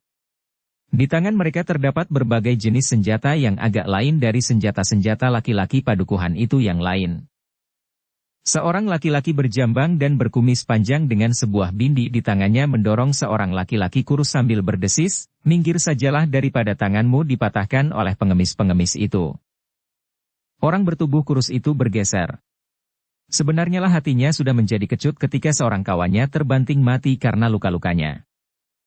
Mahisa Murti melihat orang bersenjata bindi itu mendekatinya. Disusul oleh seorang yang bertubuh tinggi kekar dengan tongkat baja yang panjang, hampir sepanjang tombak pendek. Pada ujung tongkat baja itu terdapat sebuah bulatan baja pula sebesar kepalan tangan. Sementara itu, beberapa orang yang lain telah mendekati Mahisa Pukat. Seorang yang bertubuh pendek dengan wajah yang kasar berjalan di sela-sela laki-laki padukuhan itu. Di tangannya tergenggam sepasang golok yang tidak begitu panjang, tetapi cukup besar. Sementara seorang yang berkepala botak dengan mengikatkan ikat kepalanya di lambung telah mendekatinya pula. Senjatanya nampak agak aneh, tetapi berbahaya. Semacam tombak yang sangat pendek, tetapi berujung di sebelah menyebelah. Bahkan dengan kaitan semacam kail di pangkal mata senjata itu. Mahisa Murti dan Mahisa Pukat menjadi lebih berhati-hati. Mereka sadar bahwa orang-orang itu tentu orang-orang yang memiliki tataran yang lebih tinggi daripada orang-orang yang telah bertempur sebelumnya. Sementara itu, dua orang kepercayaan khusus Ki Bekel masih saja berdiri sambil menyilangkan tangannya di dadanya. Seorang di antara mereka berdesis, agaknya pengemis-pengemis itu memang memiliki kelebihan. Aku condong kepada pendapat Ki Bekel. Agaknya mereka adalah perampok-perampok yang menyamar sebagai pengembara. Dengan demikian maka mereka dapat melakukan pekerjaan mereka dengan leluasa. Tetapi di padukuhan ini mereka membentur batu, sahut yang lain, mereka tidak akan dapat mempertahankan dirinya betapapun tinggi ilmu mereka. Seandainya mereka lolos dari tangan para bebahu, maka kita akan dapat menyelesaikannya. Kawannya tidak segera menjawab. Tetapi terdengar ia tertawa. Sementara itu yang lain melanjutkan, sebenarnya aku lagi segan membunuh malam ini, karena hari ini adalah hari kelahiranku. Aku sudah berjanji kepada istriku yang ketiga untuk makan-makan bersama sanak kadang. Sedangkan istriku yang keempat sudah membuat bancakan siang tadi. Heh, kau tidak mengirimkan bancakan itu kepadaku, bertanya kawannya. Mereka bertempur sambil beradu punggung menghadapi lawan yang mengepung mereka. Hanya untuk orang sebelah menyebelah. Istriku hanya menyembelih 7 ekor ayam, jawab yang lain. 7 ekor dan kau tidak memberi aku seekor pun dari ayam yang kau sembelih itu, gumam kawannya. Yang lain tertawa. Namun katanya, saat makan bersama sanak kadang itu sudah lewat. Semua orang ada di sini. Siapa yang akan datang ke rumahmu untuk makan-makan? Jika istrimu yang ketiga itu memang sudah masak bagi sebuah pertemuan bujana Andrawina, biarlah kami datang setelah keempat orang itu terbunuh, berkata kawannya. Siapa yang berkata akan diselenggarakan bujana, sahut yang lain, istriku yang ketiga hanya menyembelih seekor kambing saja. Kau memang gila. Lalu apa yang disembelih oleh istrimu yang pertama dan kedua, bertanya kawannya. Akulah yang mungkin akan menyembelih keempat pengembara yang gila itu, jawab yang lain. Kawannya tidak menjawab. Dia matinya pertempuran yang berlangsung semakin seru, sementara Ki Bekel mendekati lagi mereka berdua sambil berkata, kau menunggu sampai pagi. Sebenarnya lah bahwa Mahisa Murti dan Mahisa Pukat telah bergeser. Tetapi sama sekali bukan karena mereka terdesak. Orang-orang yang kemudian memasuki gelanggang itu ternyata memang memiliki kemampuan yang lebih tinggi dari laki-laki kebanyakan di padukuhan itu, sehingga karena itu, maka Mahisa Murti dan Mahisa Pukat memang harus lebih mapan lagi menghadapi mereka. Namun demikian memang mulai terasa oleh Mahisa Murti dan Mahisa Pukat, bahwa orang-orang padukuhan itu benar-benar berusaha untuk menekan mereka semakin ketat. Tetapi kedua orang anak muda itu adalah anak-anak muda yang telah menyelesaikan laku untuk mendalami ilmu mereka sampai tuntas. Tekanan yang semakin berat, hanya menggugah gejolak perasaan Mahisa Murti dan Mahisa Pukat saja, sehingga justru semakin lama mereka menjadi semakin marah. Dengan demikian maka putaran tombak mereka pun menjadi semakin cepat. Setiap kali tombak itu telah mematuk menyerang orang-orang yang mengepung mereka. Kadang-kadang demikian cepatnya, sehingga sasarannya sama sekali tidak mampu bergeser sejengkal pun. Ujung tombak Mahisa Murti dan Mahisa Pukat semakin lama semakin menggetarkan jantung lawan-lawannya. Karena itu, maka orang-orang kebanyakan dari padukuhan itu menjadi semakin bergeser menjauh. Para bebahu yang merasa memiliki kelebihan sajalah yang kemudian mengepung mereka semakin rapat. Lebih dari 6 orang telah terluka di antara mereka yang melawan Mahisa Murti dan Mahisa Pukat. Bahkan ada di antara mereka yang menjadi sangat parah dan seorang yang terbunuh. Sementara itu ujung tombak kedua anak muda itu masih saja selalu mematuk-matuk dengan cepatnya, sehingga lawan-lawannya menjadi ngeri karenanya. Tetapi para bebahu merasa bahwa mereka memiliki kelebihan. Karena itu, maka mereka pun kemudian berada di paling depan di antara laki-laki yang telah bertempur bersama-sama melawan keempat orang pengembara itu. Pangeran Singanarpada dan Mahisa Bungalan masih berusaha untuk membatasi gerak mereka sendiri. Namun agaknya Pangeran Singanarpada bukan orang yang sabar. Hanya dengan susah payah ia berhasil mengendalikan diri sehingga ia tidak membunuh lawan-lawannya meskipun sekali-sekali ujung tombaknya telah menyentuh lawannya, sehingga telah menggoreskan luka. Beberapa orang lawan Pangeran Singanarpada pun telah terluka pula. Bahkan ada di antara mereka yang terluka berat. Memang sulit untuk mengendalikan diri di antara lawan yang semakin banyak dan semakin rapat mengepungnya. Apalagi ketika kemudian di antara mereka terdapat para bebahu yang memang memiliki kemampuan mempermainkan senjata. Bahkan akhirnya Pangeran Singanarpada tidak dapat menghindarkan diri dari kemungkinan menimbulkan kematian. Pada saat kemarahannya sulit untuk dikekang lagi, tiba-tiba saja tangannya seakan-akan di luar sadarnya telah memutar tombaknya dengan sangat cepat. 3 senjata lawannya terlempar dan ujung tombak yang berputar itu telah mengoyak beberapa sosok tubuh di seputarnya. 2 di antara mereka mengalami luka yang sangat parah, sehingga ketika kawan-kawannya membawa mereka menepi, keduanya sudah tidak bernyawa lagi. Mahisa Bungalan pun sebenarnya mengalami kesulitan untuk tidak melakukan pembunuhan dalam keadaan yang demikian. Namun dengan susah payah Mahisa Bungalan berusaha untuk melindungi dirinya dan tidak membunuh lawannya yang memang bukan orang yang memiliki kemampuan cukup untuk berkelahi. Tetapi ketika kemudian para bebahu memasuki arena dan mulai menekannya, maka Mahisa Bungalan pun mengalami kesulitan untuk tetap dalam keadaannya. Para bebahu yang melawannya memiliki kecepatan gerak dan permainan senjata yang cukup berbahaya, sehingga karena itu, maka Mahisa Bungalan pun harus bergerak semakin cepat. Dengan demikian maka pertempuran di halaman itu pun menjadi semakin lama semakin seru. Hampir semua laki-laki di padukuhan itu yang mampu memainkan senjata telah berada di Banjar. Namun ternyata bahwa tidak semua orang dapat ikut dalam pertempuran yang terjadi di 3 lingkaran, karena Mahisa Murti dan Mahisa Pukat bertempur berpasangan dan saling membelakangi. Namun ternyata bahwa keempat orang pengembara itu tidak dengan mudah dapat mereka tundukkan. Bahkan satu-satu orang-orang padukuhan itu telah terjatuh dan terluka parah. Dalam pada itu Ki Bekel yang menyaksikan pertempuran itu pun telah berkata di telinga kedua orang kepercayaannya, sudah ada 5 orang yang terbunuh. Mungkin lebih. Apakah kau masih akan membiarkannya saja? Seorang dari bebahu padukuhan ini pun telah terbunuh pula melawan kedua orang anak muda yang bertempur berpasangan itu. Kedua orang itu saling berpandangan. Seorang di antara mereka kemudian berkata sambil tertawa, baiklah Ki Bekel. Aku akan membunuh kedua anak muda yang gila itu. Tetapi aku minta agar Ki Bekel juga membantu aku.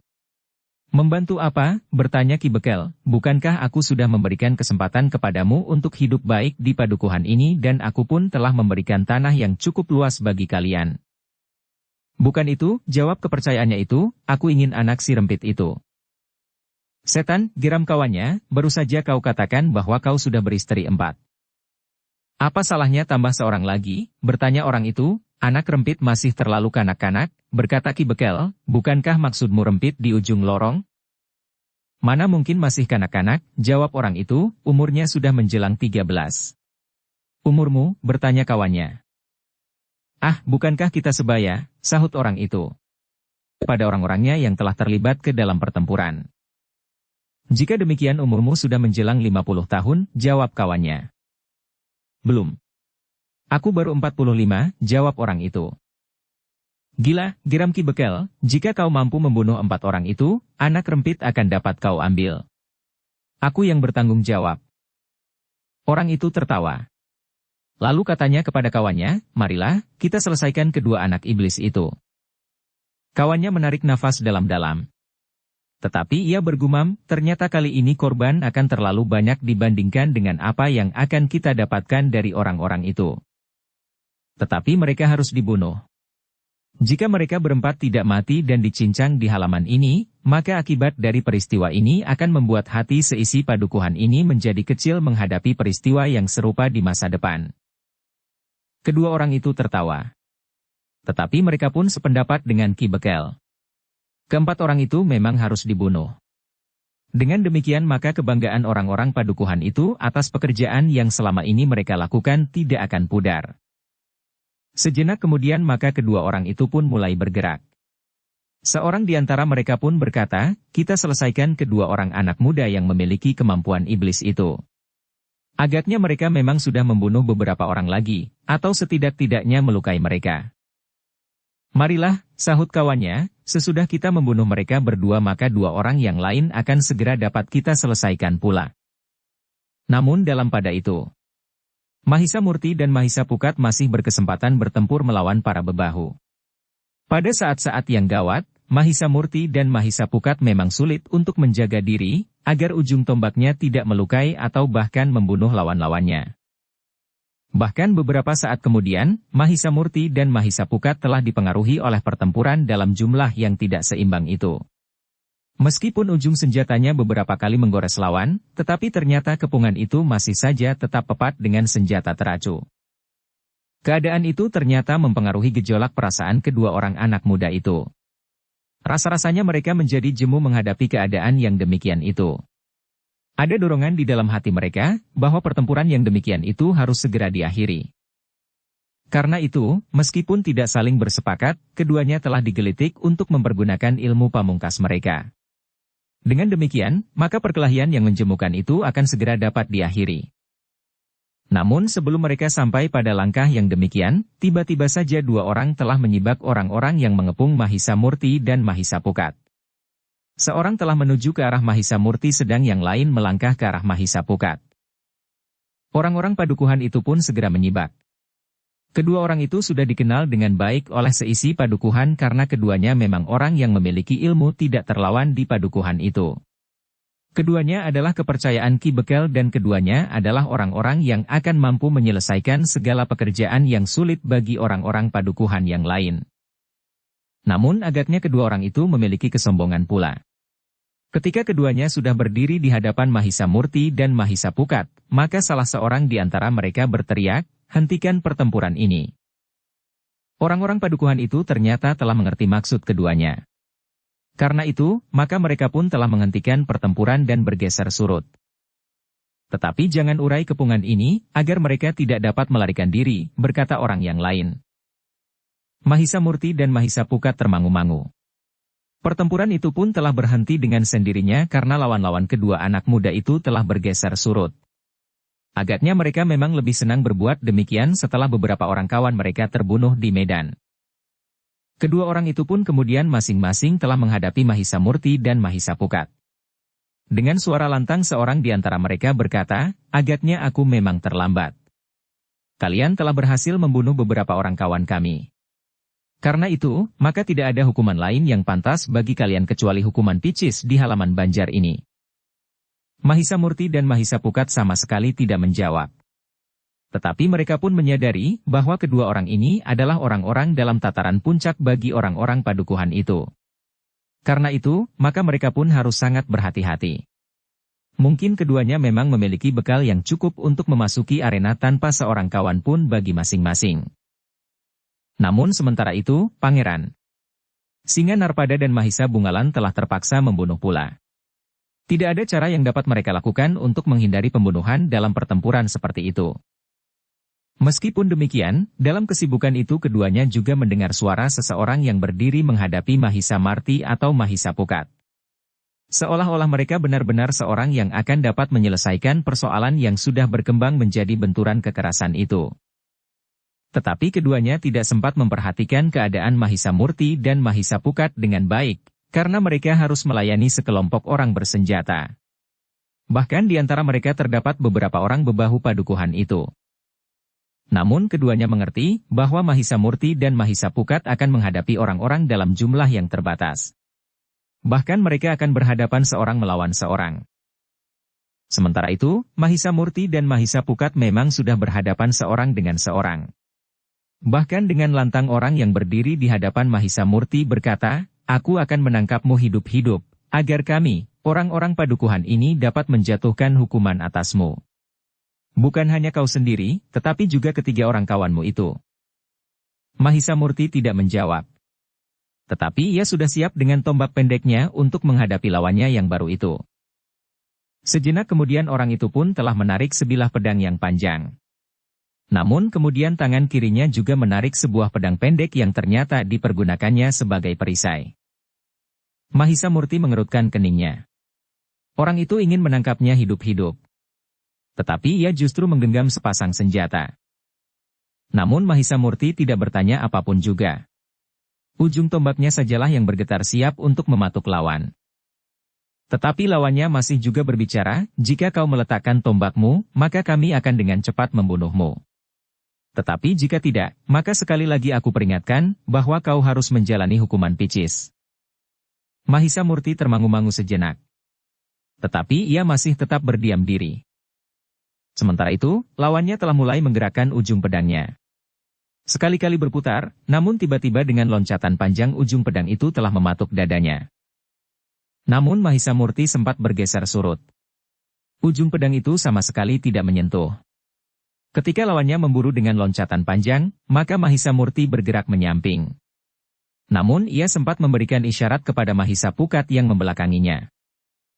Hati-hatilah, desis Mahisa Murti, mungkin kau diserang oleh orang yang justru berada di belakangmu. Kita mengambil jarak, desis Mahisa Pukat. Mahisa Murti dan Mahisa Pukat pun kemudian telah berusaha mengambil jarak meskipun tidak terlalu jauh. Apalagi ketika mereka berada di arena seorang melawan seorang. Orang-orang padukuhan itu yang semula mengepungnya, telah berdiri melingkar, membentuk sebuah arena. Namun Mahisa Murti dan Mahisa Pukat menyadari bahwa pagar yang terdiri dari ujung-ujung senjata orang-orang padukuhan itu, setiap saat dapat bergerak dan menyerangnya bersama-sama. Sehingga dengan demikian maka kedua orang anak muda itu masih saja sangat berhati-hati menghadapi perkembangan pertempuran itu. Namun untuk sementara, mereka akan berhadapan seorang melawan seorang. Orang yang bertempur melawan Mahisa Pukat ternyata telah terkejut ketika senjatanya yang berupa sebuah bindi yang besar menyentuh tombak Mahisa Pukat. Ternyata Mahisa Pukat sudah jemu dengan permainan yang kasar itu. Karena itu, maka ia pun telah berusaha untuk dengan cepat mengatasi lawannya. Tombak pendeknya berputaran dan sekali-sekali terjulur, menyusup, di celah-celah pertahanan lawannya. Lawannya benar-benar tidak menduga bahwa anak muda itu memiliki kemampuan yang sangat tinggi. Ia menyangka bahwa ia akan dapat dengan mudah membunuhnya dan membunuh kawan-kawannya. Kawannya benar-benar tidak menduga bahwa anak muda itu memiliki kemampuan yang sangat tinggi. Ia menyangka bahwa ia akan dapat dengan mudah membunuhnya dan membunuh kawan-kawannya. Namun ternyata bahwa anak muda itu justru telah mendesaknya pada benturan-benturan pertama. Anak ini agaknya mempunyai ilmu iblis, geram lawan Mahisa Pukat di dalam hatinya. Namun ia pun kemudian telah mengerahkan kemampuannya. Sebagai seorang yang merasa dirinya menjadi tumpuan harapan seisi padukuhan dalam benturan ilmu seperti yang terjadi pada saat itu, maka ia harus mampu mengatasi lawan yang betapapun tinggi ilmunya. Mahisa Pukat termangu-mangu sejenak. Lawannya memang memiliki bekal untuk terjun ke dalam dunia kanuragan. Tetapi sudah barang tentu tidak untuk bertempur melawan orang-orang yang sudah berada dalam tataran puncak. Karena itu, berhadapan dengan Mahisa Pukat, maka orang itu tidak banyak dapat berbuat sesuatu. Dindinya yang besar ternyata tidak mengejutkan anak muda yang membawa tombak pendek yang dirampas dari orang-orang padukuhan itu sendiri. Bahkan ketika orang itu mengayunkan bindinya ke arah ubun-ubun Mahisa Pukat menangkisnya dengan menyilangkan landean tombaknya di atas kepalanya. Benturan yang terjadi benar-benar seram dan gemeretak gigi memastikan bahwa landean tombak itu akan patah. Tetapi yang terjadi benar-benar mengejutkannya. Bindinya bagaikan membentur dinding baja. Landean tombak yang terbuat dari kayu itu sama sekali tidak patah, bahkan retak pun tidak. Benar-benar kekuatan iblis, geram orang itu. Mahisa Pukat memandang orang itu dengan tajamnya. Ia melihat kegelisahan yang membayang di wajah itu. Orang itu sama sekali tidak menyangka bahwa Mahisa Pukat mampu mengalirkan kekuatan ilmunya pada senjata yang tersentuh tangannya, sehingga dengan demikian landean tombak itu pun telah menjadi sekuat besi baja yang tidak dapat dipatahkan oleh kekuatan lawannya yang dihentakkannya lewat ayunan bindinya. Dengan demikian maka kecemasan mulai merambat di hati lawannya. Ternyata orang itu tidak dapat berbuat banyak menghadapi Mahisa Pukat. Sementara itu, Mahisa Murti masih juga sempat bermain-main dengan lawannya. Ujung tombaknya telah memancing lawannya untuk berjuang menangkis dan menghindarinya meskipun ia bersenjata rangkap. Dengan demikian maka keringat telah mengalir membasahi seluruh tubuhnya. Di lingkaran pertempuran lain, Mahisa Bungalan dan Pangeran Singanarpada masih sibuk dengan lawan-lawannya. Tetapi semakin lama orang-orang padukuhan itu menjadi semakin cemas tentang diri mereka sendiri. Setiap kali seorang kawannya telah memekik kesakitan dan terlempar keluar arena. Ada yang hanya tergores kecil, tetapi ada pula yang terluka parah. Yang benar-benar berhasrat dengan cepat menyelesaikan lawannya adalah Mahisa Pukat. Dengan cepat ia melihat bindi lawannya dengan serangan-serangan yang membingungkan. Bindinya yang berat ternyata tidak mampu bergerak setangkas ujung tombak yang ringan, meskipun orang itu merasa mempunyai kekuatan yang sangat besar, sehingga orang kebanyakan menganggap bahwa bindi baginya tidak lebih berat dari sebatang lidi. Namun menghadapi Mahisa Pukat orang-orang itu benar-benar menjadi kebingungan. Apalagi ketika ujung tombak itu telah beberapa kali menyentuh dan bahkan menggores kulitnya. Kegelisahan yang sangat telah membayang di matanya. Geraknya pun bagaikan tertahan-tahan oleh kebimbangan menghadapi kecepatan gerak lawannya. Dalam keadaan yang demikian Mahisa Pukat semakin mendesaknya. Bukan saja ujung tombaknya yang mengenai lawannya, bahkan sekali-sekali pangkal landeannya telah menghantam tubuh orang itu. Ketika lututnya terkena pangkal tangkai tombak Mahisa Pukat, rasa-rasanya tulang lututnya telah pecah karenanya, sehingga kakinya pun telah menjadi timpang. Kemarahan yang membakar jantung orang itu telah diwarnai pula dengan kegelisahan. Agaknya ia telah menyadari bahwa ia tidak akan dapat mengimbangi kemampuan lawannya yang masih muda itu. Tetapi mengingat kedudukannya yang dianggap sebagai orang yang tidak terkalahkan, maka rasa-rasanya ia tidak mempunyai jalan keluar dari kesulitannya. Sementara itu, Mahisa Pukat pun tiba-tiba saja telah bertanya, apakah kau akan melawan terus? Aku sudah jemu dengan permainan seperti ini. Jika kau masih akan terus melawan, maka aku akan berkelahi dengan sungguh-sungguh. Tidak ada sepenginang, maka kau pun akan terkapar mati di halaman banjar ini. Sementara itu, jika orang-orang lain masih juga akan bertempur terus, maka seperti yang telah terjadi, seorang demi seorang mereka akan terbunuh sampai orang yang terakhir. Orang itu meloncat mundur. Sejenak ia mendapat kesempatan untuk memandangi wajah Mahisa Pukat. Pada kerut keningnya nampak bahwa Mahisa Pukat agaknya memang bersungguh-sungguh. Berbeda dengan Mahisa Murti, maka ia agaknya masih merasa mempunyai banyak kesempatan. Dengan demikian maka ia tidak dengan tergesa-gesa menyelesaikan lawannya itu. Ia justru ingin menunjukkan kepada orang-orang padukuhan itu, bahwa orang yang mereka banggakan, yang telah mencoba melawannya seorang dengan seorang itu, tidak banyak memberikan arti dalam keseimbangan pertempuran itu. Karena itulah, maka seperti anak yang sedang bermain-main saja Mahisa Murti melayani lawannya. Sekali meloncat sambil tertawa. Kemudian menangkis serangan lawannya dan memutar pedangnya sehingga pedang itu terlepas. Namun kemudian dengan tangkai tombaknya Mahisa Murti mendorong pedang itu ke arah lawannya yang kebingungan. Dengan demikian, maka dua lingkaran pertempuran telah diwarnai oleh nafas yang berbeda, tetapi memberikan kesan yang hampir sama. Orang-orang padukuhan itu pun melihat, bahwa lawan Mahisa Pukat yang bersenjata bindi itu sama sekali tidak berdaya melawan anak yang masih muda itu. Luka-lukanya menjadi semakin banyak meskipun Mahisa Pukat belum sampai pada satu kesimpulan untuk membunuhnya. Ia masih terikat kepada satu keinginan, apabila tidak terpaksa, ia tidak akan membunuh lawannya. Tetapi luka-luka yang kemudian timbul, bagaikan memenuhi seluruh permukaan tubuhnya. Sedangkan lawan Mahisa Murti, meskipun dengan tangkasnya mempermainkan pedang rangkapnya, tetapi ia tidak lebih sebagaimana seekor kelinci di tangan seekor harimau atau seekor cicak di tangan seekor kucing. Tidak ada kesempatan sama sekali untuk melawan. Meskipun lawannya belum dengan sungguh-sungguh, tetapi semua orang yang menyaksikan pertempuran itu mengerti, bahwa orang berpedang rangkap itu memang bukan lawan anak muda yang bersenjata tombak, yang diambilnya dari antara para pengawal itu sendiri. Dalam pada itu, Mahisa Bungalan dan Pangeran Singanarpada menjadi semakin gelisah. Di luar kehendaknya maka mereka telah melukai orang semakin banyak. Bahkan ada yang terpaksa harus mengalami luka-luka berat, dan satu dua di antara mereka, sulit untuk dapat ditolong lagi jiwanya. Dalam kegelisahan itu, maka tiba-tiba saja terdengar Mahisa Bungalan berteriak, "Heh, orang-orang padukuhan ini, serta Ki Bekel yang aku kira masih berada pula di halaman ini. Apakah kalian memang masih ingin meneruskan pertempuran ini? Dengar. Kami sudah menjadi jemu. Dengan demikian kalian dapat membayangkan apa yang akan aku lakukan dalam kejemuan itu. Aku minta Ki Bekel membuat pertimbangan sekali lagi sebelum mengambil keputusan. Kami akan tetap mempertahankan milik kami meskipun kami harus dengan terpaksa membunuh kalian semuanya." Ki Bekel memang masih berada di halaman itu. Mendengar suara salah seorang dari keempat pengembara itu, hatinya menjadi kecut. Selama ini belum pernah terjadi kegagalan yang sangat menyinggung perasaan seperti ini. Menurut perhitungan nalarnya, tidak akan ada sekelompok kecil orang yang hanya terdiri dari 4 orang akan dapat melawan seisi padukuhan. Karena itu, maka akibat yang timbul pada Ki Bekel justru bukan yang diharapkan. Tiba-tiba saja ia berteriak, "Jangan berkelahi seorang melawan seorang.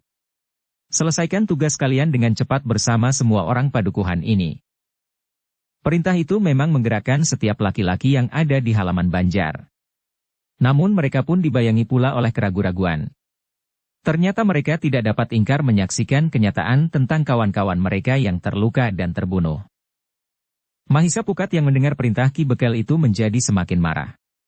Dengan lantang ia pun berteriak, "Marilah. Siapakah yang akan maju bersama orang yang sudah hampir mati ini? Selama ini kami tidak bertempur dengan mata gelap. Kami masih berusaha menghindari korban sejauh dapat kami lakukan. Tetapi kalian sama sekali tidak mengerti apa yang sebenarnya terjadi, sehingga kalian masih saja berusaha untuk menangkap dan membunuh kami. Tetapi kesabaran kami ada batasnya. Pada saatnya maka kami tidak akan mengekang diri lagi, seperti yang dikatakan oleh salah seorang di antara kami, apa saja yang dapat kami lakukan jika kami mulai menjadi jemu dengan permainan kalian. Dengan kebodohan kalian dan dengan kesombongan kalian. Terutama karena ketamakan kalian." Orang-orang padukuhan itu menjadi semakin ragu-ragu. Marilah, kita selesaikan kedua anak iblis itu. Bahkan mereka yang sedang bertempur melawan Pangeran Singanarpada dan Mahisa Bungalan pun telah mengurangi tekanan mereka dan satu dua di antara mereka mulai dibayangi oleh kebimbangan. Ki Bekel pun menjadi semakin gelisah. Tetapi ia tidak mau gagal. Meskipun ia pun menyadari bahwa apa yang akan didapatkannya tentu tidak akan seimbang dengan korban yang jatuh, tetapi ia tidak ingin rakyatnya menjadi kehilangan keberanian sehingga pada saat lain rakyatnya itu tidak berani lagi bertindak sesuai dengan pekerjaan yang telah mereka lakukan untuk waktu yang lama. Karena itu, maka sejenak kemudian Ki Bekel itu pun berteriak pula, "Jangan takut. Orang-orang itu hanya membual saja. Jika kalian bersungguh-sungguh, maka mereka tentu akan segera dapat kalian selesaikan." Sekali lagi Mahisa Pukat kehilangan pengekangan diri sendiri. Dalam gejolak perasaan yang gemuruh, tiba-tiba saja ia telah menyerang lawannya yang bersenjata bindi itu. Demikian cepatnya sehingga orang itu sama sekali tidak sempat berbuat apa-apa. Ia masih berusaha menangkis ketika Mahisa Pukat menyerang dadanya. Tetapi Mahisa Pukat mengurungkan serangannya itu dan justru ujung tombak pendeknya kemudian berputar melibat bindi lawannya. Dengan sekali sentak, maka bindi itu pun telah terlepas dari genggaman. Demikian mudahnya, sehingga orang-orang yang menyaksikannya menjadi sangat heran. Namun, sementara itu, kemarahan Mahisa Pukat yang memuncak telah mendorongnya untuk mengayunkan ujung tombaknya ke arah leher. Tetapi pada saat terakhir, ternyata masih ada sepercik kekangan yang menghambat tangannya, sehingga ia justru telah menahan ujung tombaknya yang hampir saja mengoyak leher lawannya dengan ayunan mendatar. Namun Mahisa Pukat kemudian telah mendorong ujung tombaknya ke arah pundak lawannya. Lawannya tidak sempat berbuat apa-apa. Bindinya yang terlepas dari tangannya telah membuatnya bagaikan kehilangan kesadaran.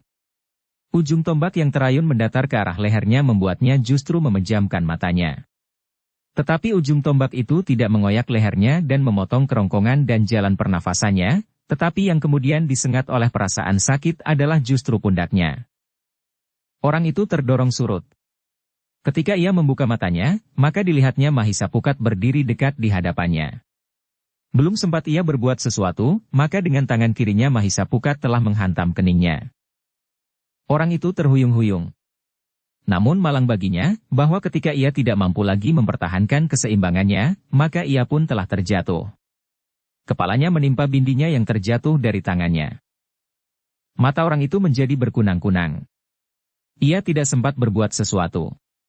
Perlahan-lahan semua yang nampak di matanya menjadi kabur. Ternyata sejenak kemudian orang itu pun menjadi pingsan. Mahisa Pukat termangu-mangu sejenak. Ia tidak tahu pasti apa yang terjadi pada lawannya. Mungkin pingsan tetapi mungkin juga mati. Namun ia tidak dapat temenung untuk waktu yang lama. Ia harus dapat mengambil satu sikap. Justru ketika lawannya telah kehilangan kemampuan untuk melawannya.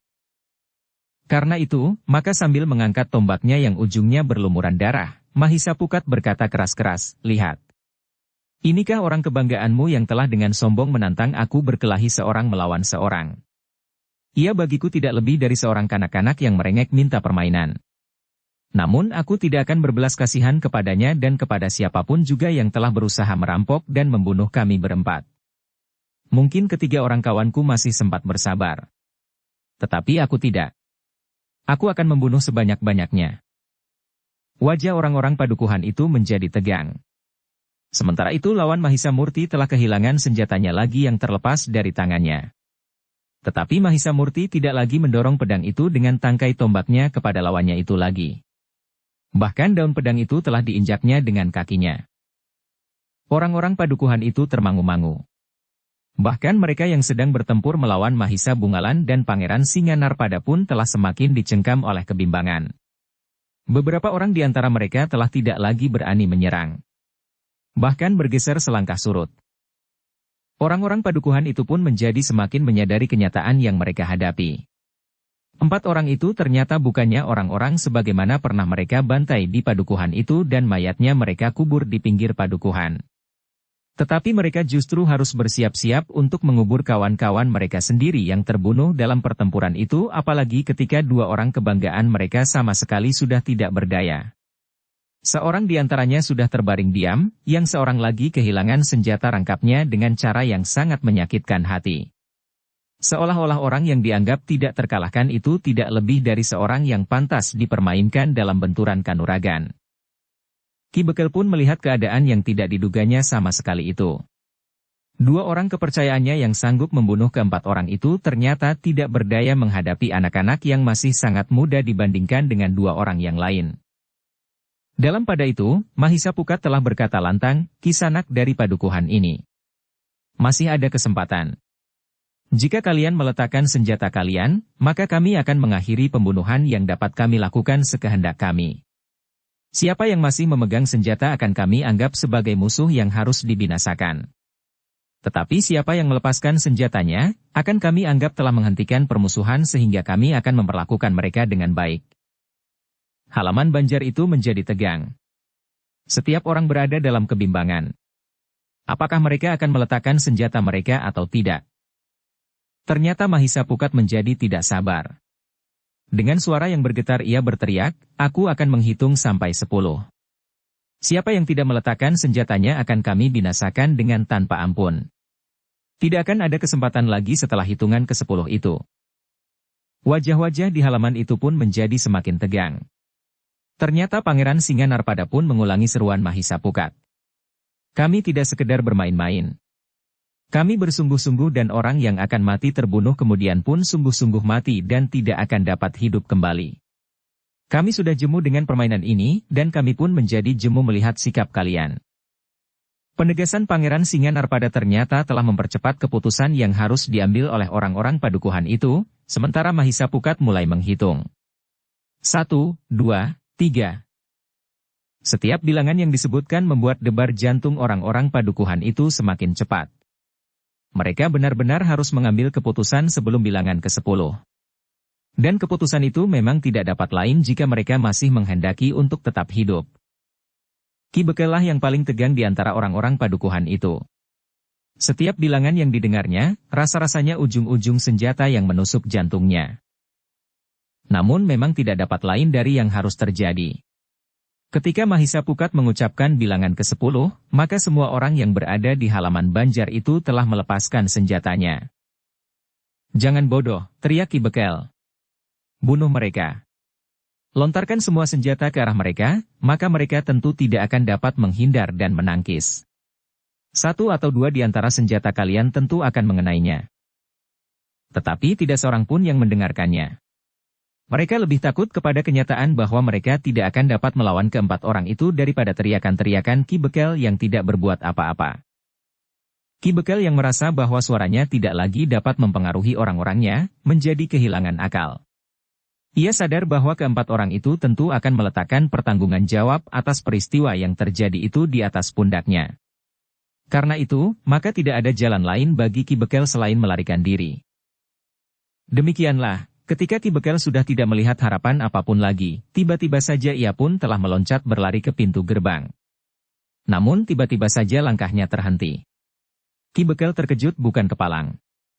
Sebatang tombak pendek telah meluncur dan tertancap di hadapannya, hanya sedepa dari tubuhnya. Dengan serta-merta Ki Bekel pun telah berpaling. Dilihatnya Mahisa Bungalan berdiri di bibir pendapa. Dengan lantang ia berkata, "Maaf Ki Bekel. Jangan melarikan diri." Ki Bekel termangu-mangu. Sementara itu Mahisa Pukat dan Mahisa Murti pun telah naik ke pendapa pula. Mereka pun melihat Ki Bekel yang berdiri termangu-mangu beberapa langkah dari pintu gerbang. Di bawah cahaya obor yang berada di pintu gerbang, nampak Ki Bekel yang dicengkam oleh kebimbangan. "Kemarilah Ki Bekel," berkata Mahisa Bungalan. "Ikan bahwa landean tombak itu akan patah." Ki Bekel menarik nafas dalam-dalam. Dengan berat, maka ia melangkahkan kakinya kembali ke halaman. Namun ternyata bahwa ia tidak sungguh-sungguh ingin kembali. Dengan serta-merta maka ia pun telah meloncat berbalik dan berlari untuk mencapai pintu gerbang. Ia berharap bahwa lepas dari pintu gerbang, maka ia tentu akan dapat mencari jalan keluar dari padukuhan itu tanpa diketahui oleh keempat orang itu jika mereka mengejarnya. Karena Ki Bekel merasa bahwa ia menguasai medan jauh lebih baik dari keempat orang yang agaknya baru pertama kali memasuki padukuhan itu. Tidak ada kesempatan untuk mencegah. Seandainya salah seorang dari keempat orang yang telah bertempur melawan orang-orang padukuhan itu mencoba mengejarnya, maka mereka tentu akan kehilangan jejak. Padukuhan itu terlalu rumit untuk dapat dijelajahi seandainya Ki Bekel memasuki halaman demi halaman yang penuh dengan gerumbul-gerumbul liar, rumpun-rumpun bambu yang lebat dan dinding-dinding halaman yang menyekat-nyekat padukuhan itu. Karena itu, yang terjadi pun sangat mengejutkan orang-orang padukuhan itu. Sementara Mahisa Bungalan memikirkan cara yang paling baik untuk menangkap Ki Bekel, Mahisa Pukat telah lebih dahulu mengambil sikap. Yang kemudian terdengar adalah pekik yang menyayat. Semua mata terbelalak melihat sebatang tombak yang meluncur dengan cepatnya, seperti anak panah lepas dari busurnya, terbang memburu dan kemudian hinggap di punggung Ki Bekel. Orang-orang padukuhan itu menyaksikan dengan jantung yang hampir terlepas dari tangkainya. Ki Bekel itu jatuh tertelungkup. Masih terdengar jeritnya memanjang. Namun kemudian suaranya itu pun lenyap ditelan sepinya malam. Suasana di halaman Banjar itu pun menjadi sepi namun penuh ketegangan. Tidak seorang pun yang bergerak. Mereka hanya memandang tubuh Ki Bekel yang terkapar dengan darah yang memancar dari lukanya yang masih digantungi oleh tombak pendek yang dilontarkan Mahisa Pukat. Namun sejenak kemudian kesepian itu telah dipecahkan oleh suara Pangeran Singanarpada. Dengan kematangan jiwanya ia telah mempergunakan satu saat yang tepat untuk mengakhiri pertempuran itu. Dengan suara lantang ia berkata, "Letakkan senjata kalian, atau kalian akan mengalami nasib seperti Ki Bekel. Tidak ada lagi kekuatan di antara kalian dan tidak ada lagi orang yang mendorong kalian untuk melakukan kejahatan." Orang-orang padukuhan itu tidak mempunyai kesempatan lain. Namun ternyata tidak seorang lagi yang masih bersenjata. Pada hitungan ke-10 yang diucapkan oleh Mahisa Pukat, mereka sudah meletakkan senjata. Karena itu, maka yang diucapkan oleh Pangeran Singanarpada adalah satu penegasan bahwa mereka memang harus menyerah. Sementara itu Pangeran Singanarpada pun melanjutkan. "Jika demikian, maka kumpulkan senjata yang telah kalian lemparkan itu di pendapa. Cepat." Orang-orang padukuhan itu tidak menunggu perintah Pangeran Singanarpada itu diulangi. Karena itu, maka mereka pun segera memungut senjata mereka dan mengumpulkannya di pendapa. Demikian senjata-senjata itu telah terkumpul, maka Pangeran Singanarpada pun menarik nafas dalam-dalam. Dengan jantung yang berdegupan ia melihat beberapa sosok mayat yang terbaring di pinggir halaman, sementara mereka yang terluka telah dikumpulkan pula di serambi Gandok Banjar. Karena itu, maka Pangeran Singanarpada itu pun berkata, "Uruslah kawan-kawanmu yang terbunuh. Sementara itu panggillah dukun yang terbaik untuk mengobati kawan-kawanmu yang terluka di pertempuran ini." Orang-orang padukuhan itu termangu-mangu. Tidak seorang pun yang berani beranjak. Mereka takut bahwa di depan pintu gerbang mereka akan mengalami nasib seperti Ki Bekel. Namun Pangeran Singanarpada mengulangi, "Cepat. Panggil dukun terbaik dari padukuhan ini atau padukuhan terdekat, agar kawan-kawanmu yang terluka tidak mati karenanya." Orang-orang di halaman itu masih belum beranjak, sehingga Pangeran Singanarpada pun akhirnya bertanya, "Siapakah bebahu padukuhan ini yang ada dan yang masih hidup?" Tidak ada yang menjawab. Tetapi menilik tatapan mata beberapa orang padukuhan yang ada di halaman itu kepada seorang yang bertubuh tinggi kekurus-kurusan, maka nyatalah bahwa orang itu tentu salah seorang di antara para bebahu. Karena itu, maka Pangeran Singanarpada pun berkata kepada orang itu, "Aku perintahkan kau berangkat. Kau harus segera kembali sambil membawa dukun yang aku maksudkan." Orang itu tidak dapat ingkar lagi. Ia pun kemudian beringsut ke pintu gerbang. Tetapi ia tidak melangkah membelakangi Pangeran Singanarpada, sehingga karena itu, maka ia pun melangkah surut sehingga akhirnya orang itu pun telah berada di luar pintu gerbang. Orang itu menarik nafas dalam-dalam. Rasa-rasanya ia telah keluar dari lingkungan neraka yang paling buruk. Namun ia pun segera teringat akan tugas yang harus dilakukannya. Ia harus mendapatkan seorang dukun yang akan mengobati kawan-kawannya yang terluka parah. "Apakah orang itu berkata dengan jujur?" bertanya orang itu di dalam hatinya. Namun ternyata bahwa ia telah dibiarkan untuk keluar dari pintu gerbang. Memang ada niat untuk melarikan diri. Tetapi ia tidak sampai hati melakukannya, meninggalkan kawan-kawannya yang terbunuh dan terluka parah. Karena itu, maka ia pun telah berjalan dengan tergesa-gesa ke rumah seorang dukun yang ahli dalam hal pengobatan atas luka-luka senjata, betapapun tajamnya racun yang mungkin ada pada senjata itu. Ketika ia sampai di muka rumah dukun itu, maka ia menjadi ragu-ragu. Pintu rumah dukun itu sudah tertutup rapat. Namun ia tidak boleh kembali ke Banjar tanpa membawa seseorang yang akan dapat mengobati kawan-kawannya yang terluka, apalagi yang parah. Namun akhirnya orang itu pun telah mengetuk pintu rumah dukun yang telah tertutup rapat itu. Beberapa kali orang itu mengetuk pintu. Namun tidak terdengar jawaban sama sekali. Bahkan dari lubang-lubang dinding rumah itu. Bebahu itu melihat bahwa di dalam rumah itu gelap pekat. Tidak ada lampu yang terpasang. Mungkin di bagian belakang, gumam bebahu itu. Namun demikian dan bahkan ketika kesabarannya hampir habis, rasa-rasanya bebahu itu akan memecahkan pintu yang tertutup rapat itu. Ternyata penghuni rumah itu tidak dapat bertahan lebih lama untuk berdiam diri. Dukun itu merasa cemas juga bahwa orang yang mengetuk pintunya itu benar-benar akan memecahkannya. Karena itu, maka dukun itu terpaksa juga berdiri dari pembaringannya dan membukakan pintu rumahnya. "Nah, ternyata kau ada di rumah Kiai," berkata bebahu itu. Dukun yang masih mengusap matanya itu kemudian berdesis. "Kenapa kau membangunkan aku di malam seperti ini? Apakah kau tidak mendengar isyarat di Banjar?" bertanya bebahu itu. Dukun itu menarik nafas dalam-dalam. Katanya, "Apakah yang terjadi sebagaimana yang sering terjadi?" "Iya," jawab bebahu itu. "Jika demikian untuk apa aku harus datang ke Banjar? Bukankah biasanya orang-orang yang sudah dibantai di Banjar itu dilemparkan saja ke lubang di kuburan itu? Buat apa aku datang ke Banjar? Karena pesan jiwani yang ada di dalam diriku dan kalian berbeda. Kalian lebih senang membunuh, sedangkan tugasku justru menyembuhkan orang-orang yang sakit. Panggilan jiwaku justru menghindari kematian. Tetapi di Banjar sekarang terdapat beberapa orang yang terluka yang memerlukan pengobatan," jawab bebahu itu. "Bagaimana mungkin hal itu dapat terjadi?" bertanya dukun itu. "Biasanya kalian tidak pernah datang kepadaku pada saat seperti ini untuk mengobati seseorang.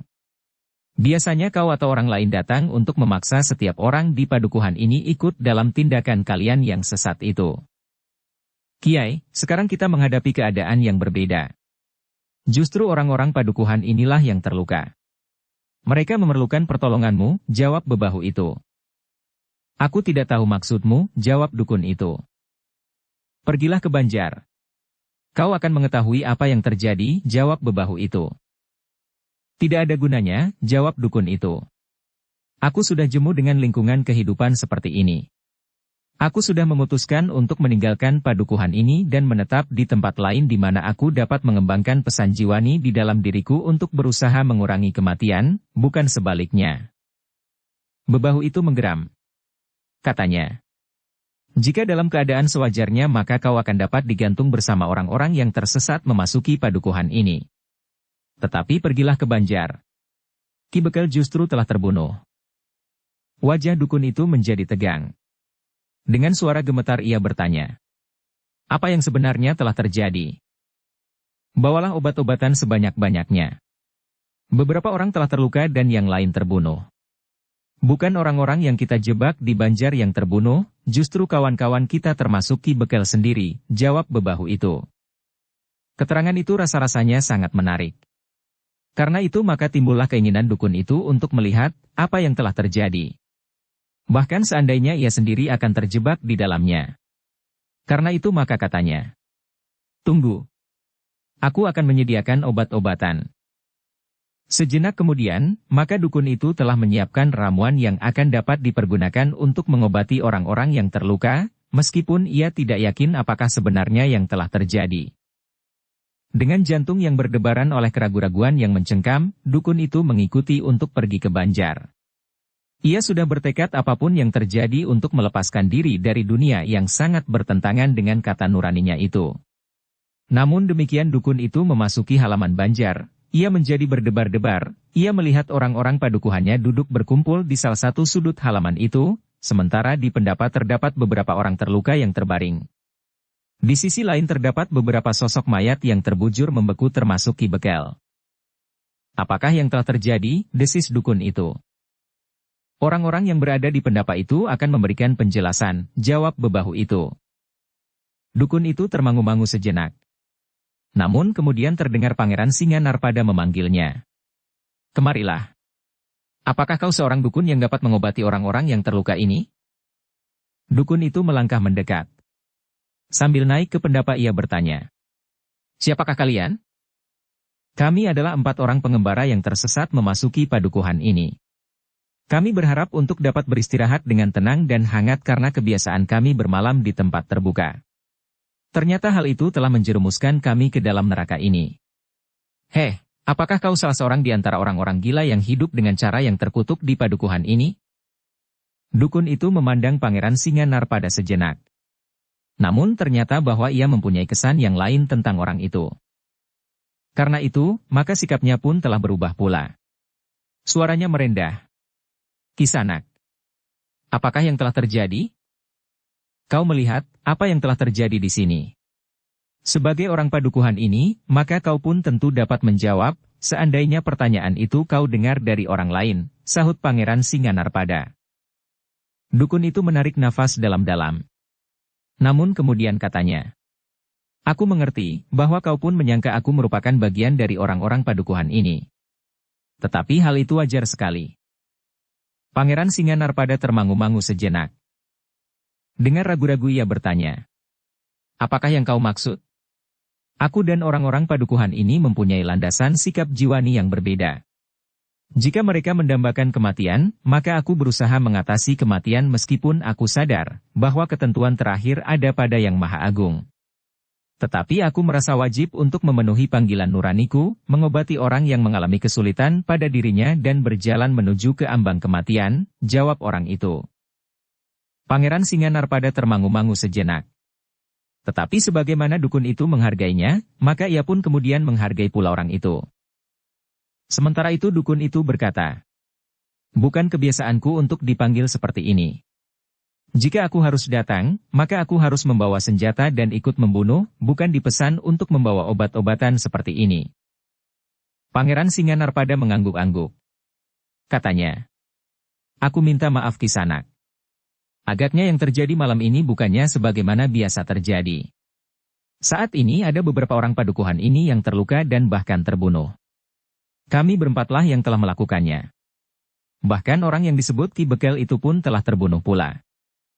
Kenapa kalian membunuh di sini? Bertanya dukun itu. Bukan maksud kami. Tetapi tetangga-tetanggamu dipimpin oleh bekelmu telah berusaha merampok aku.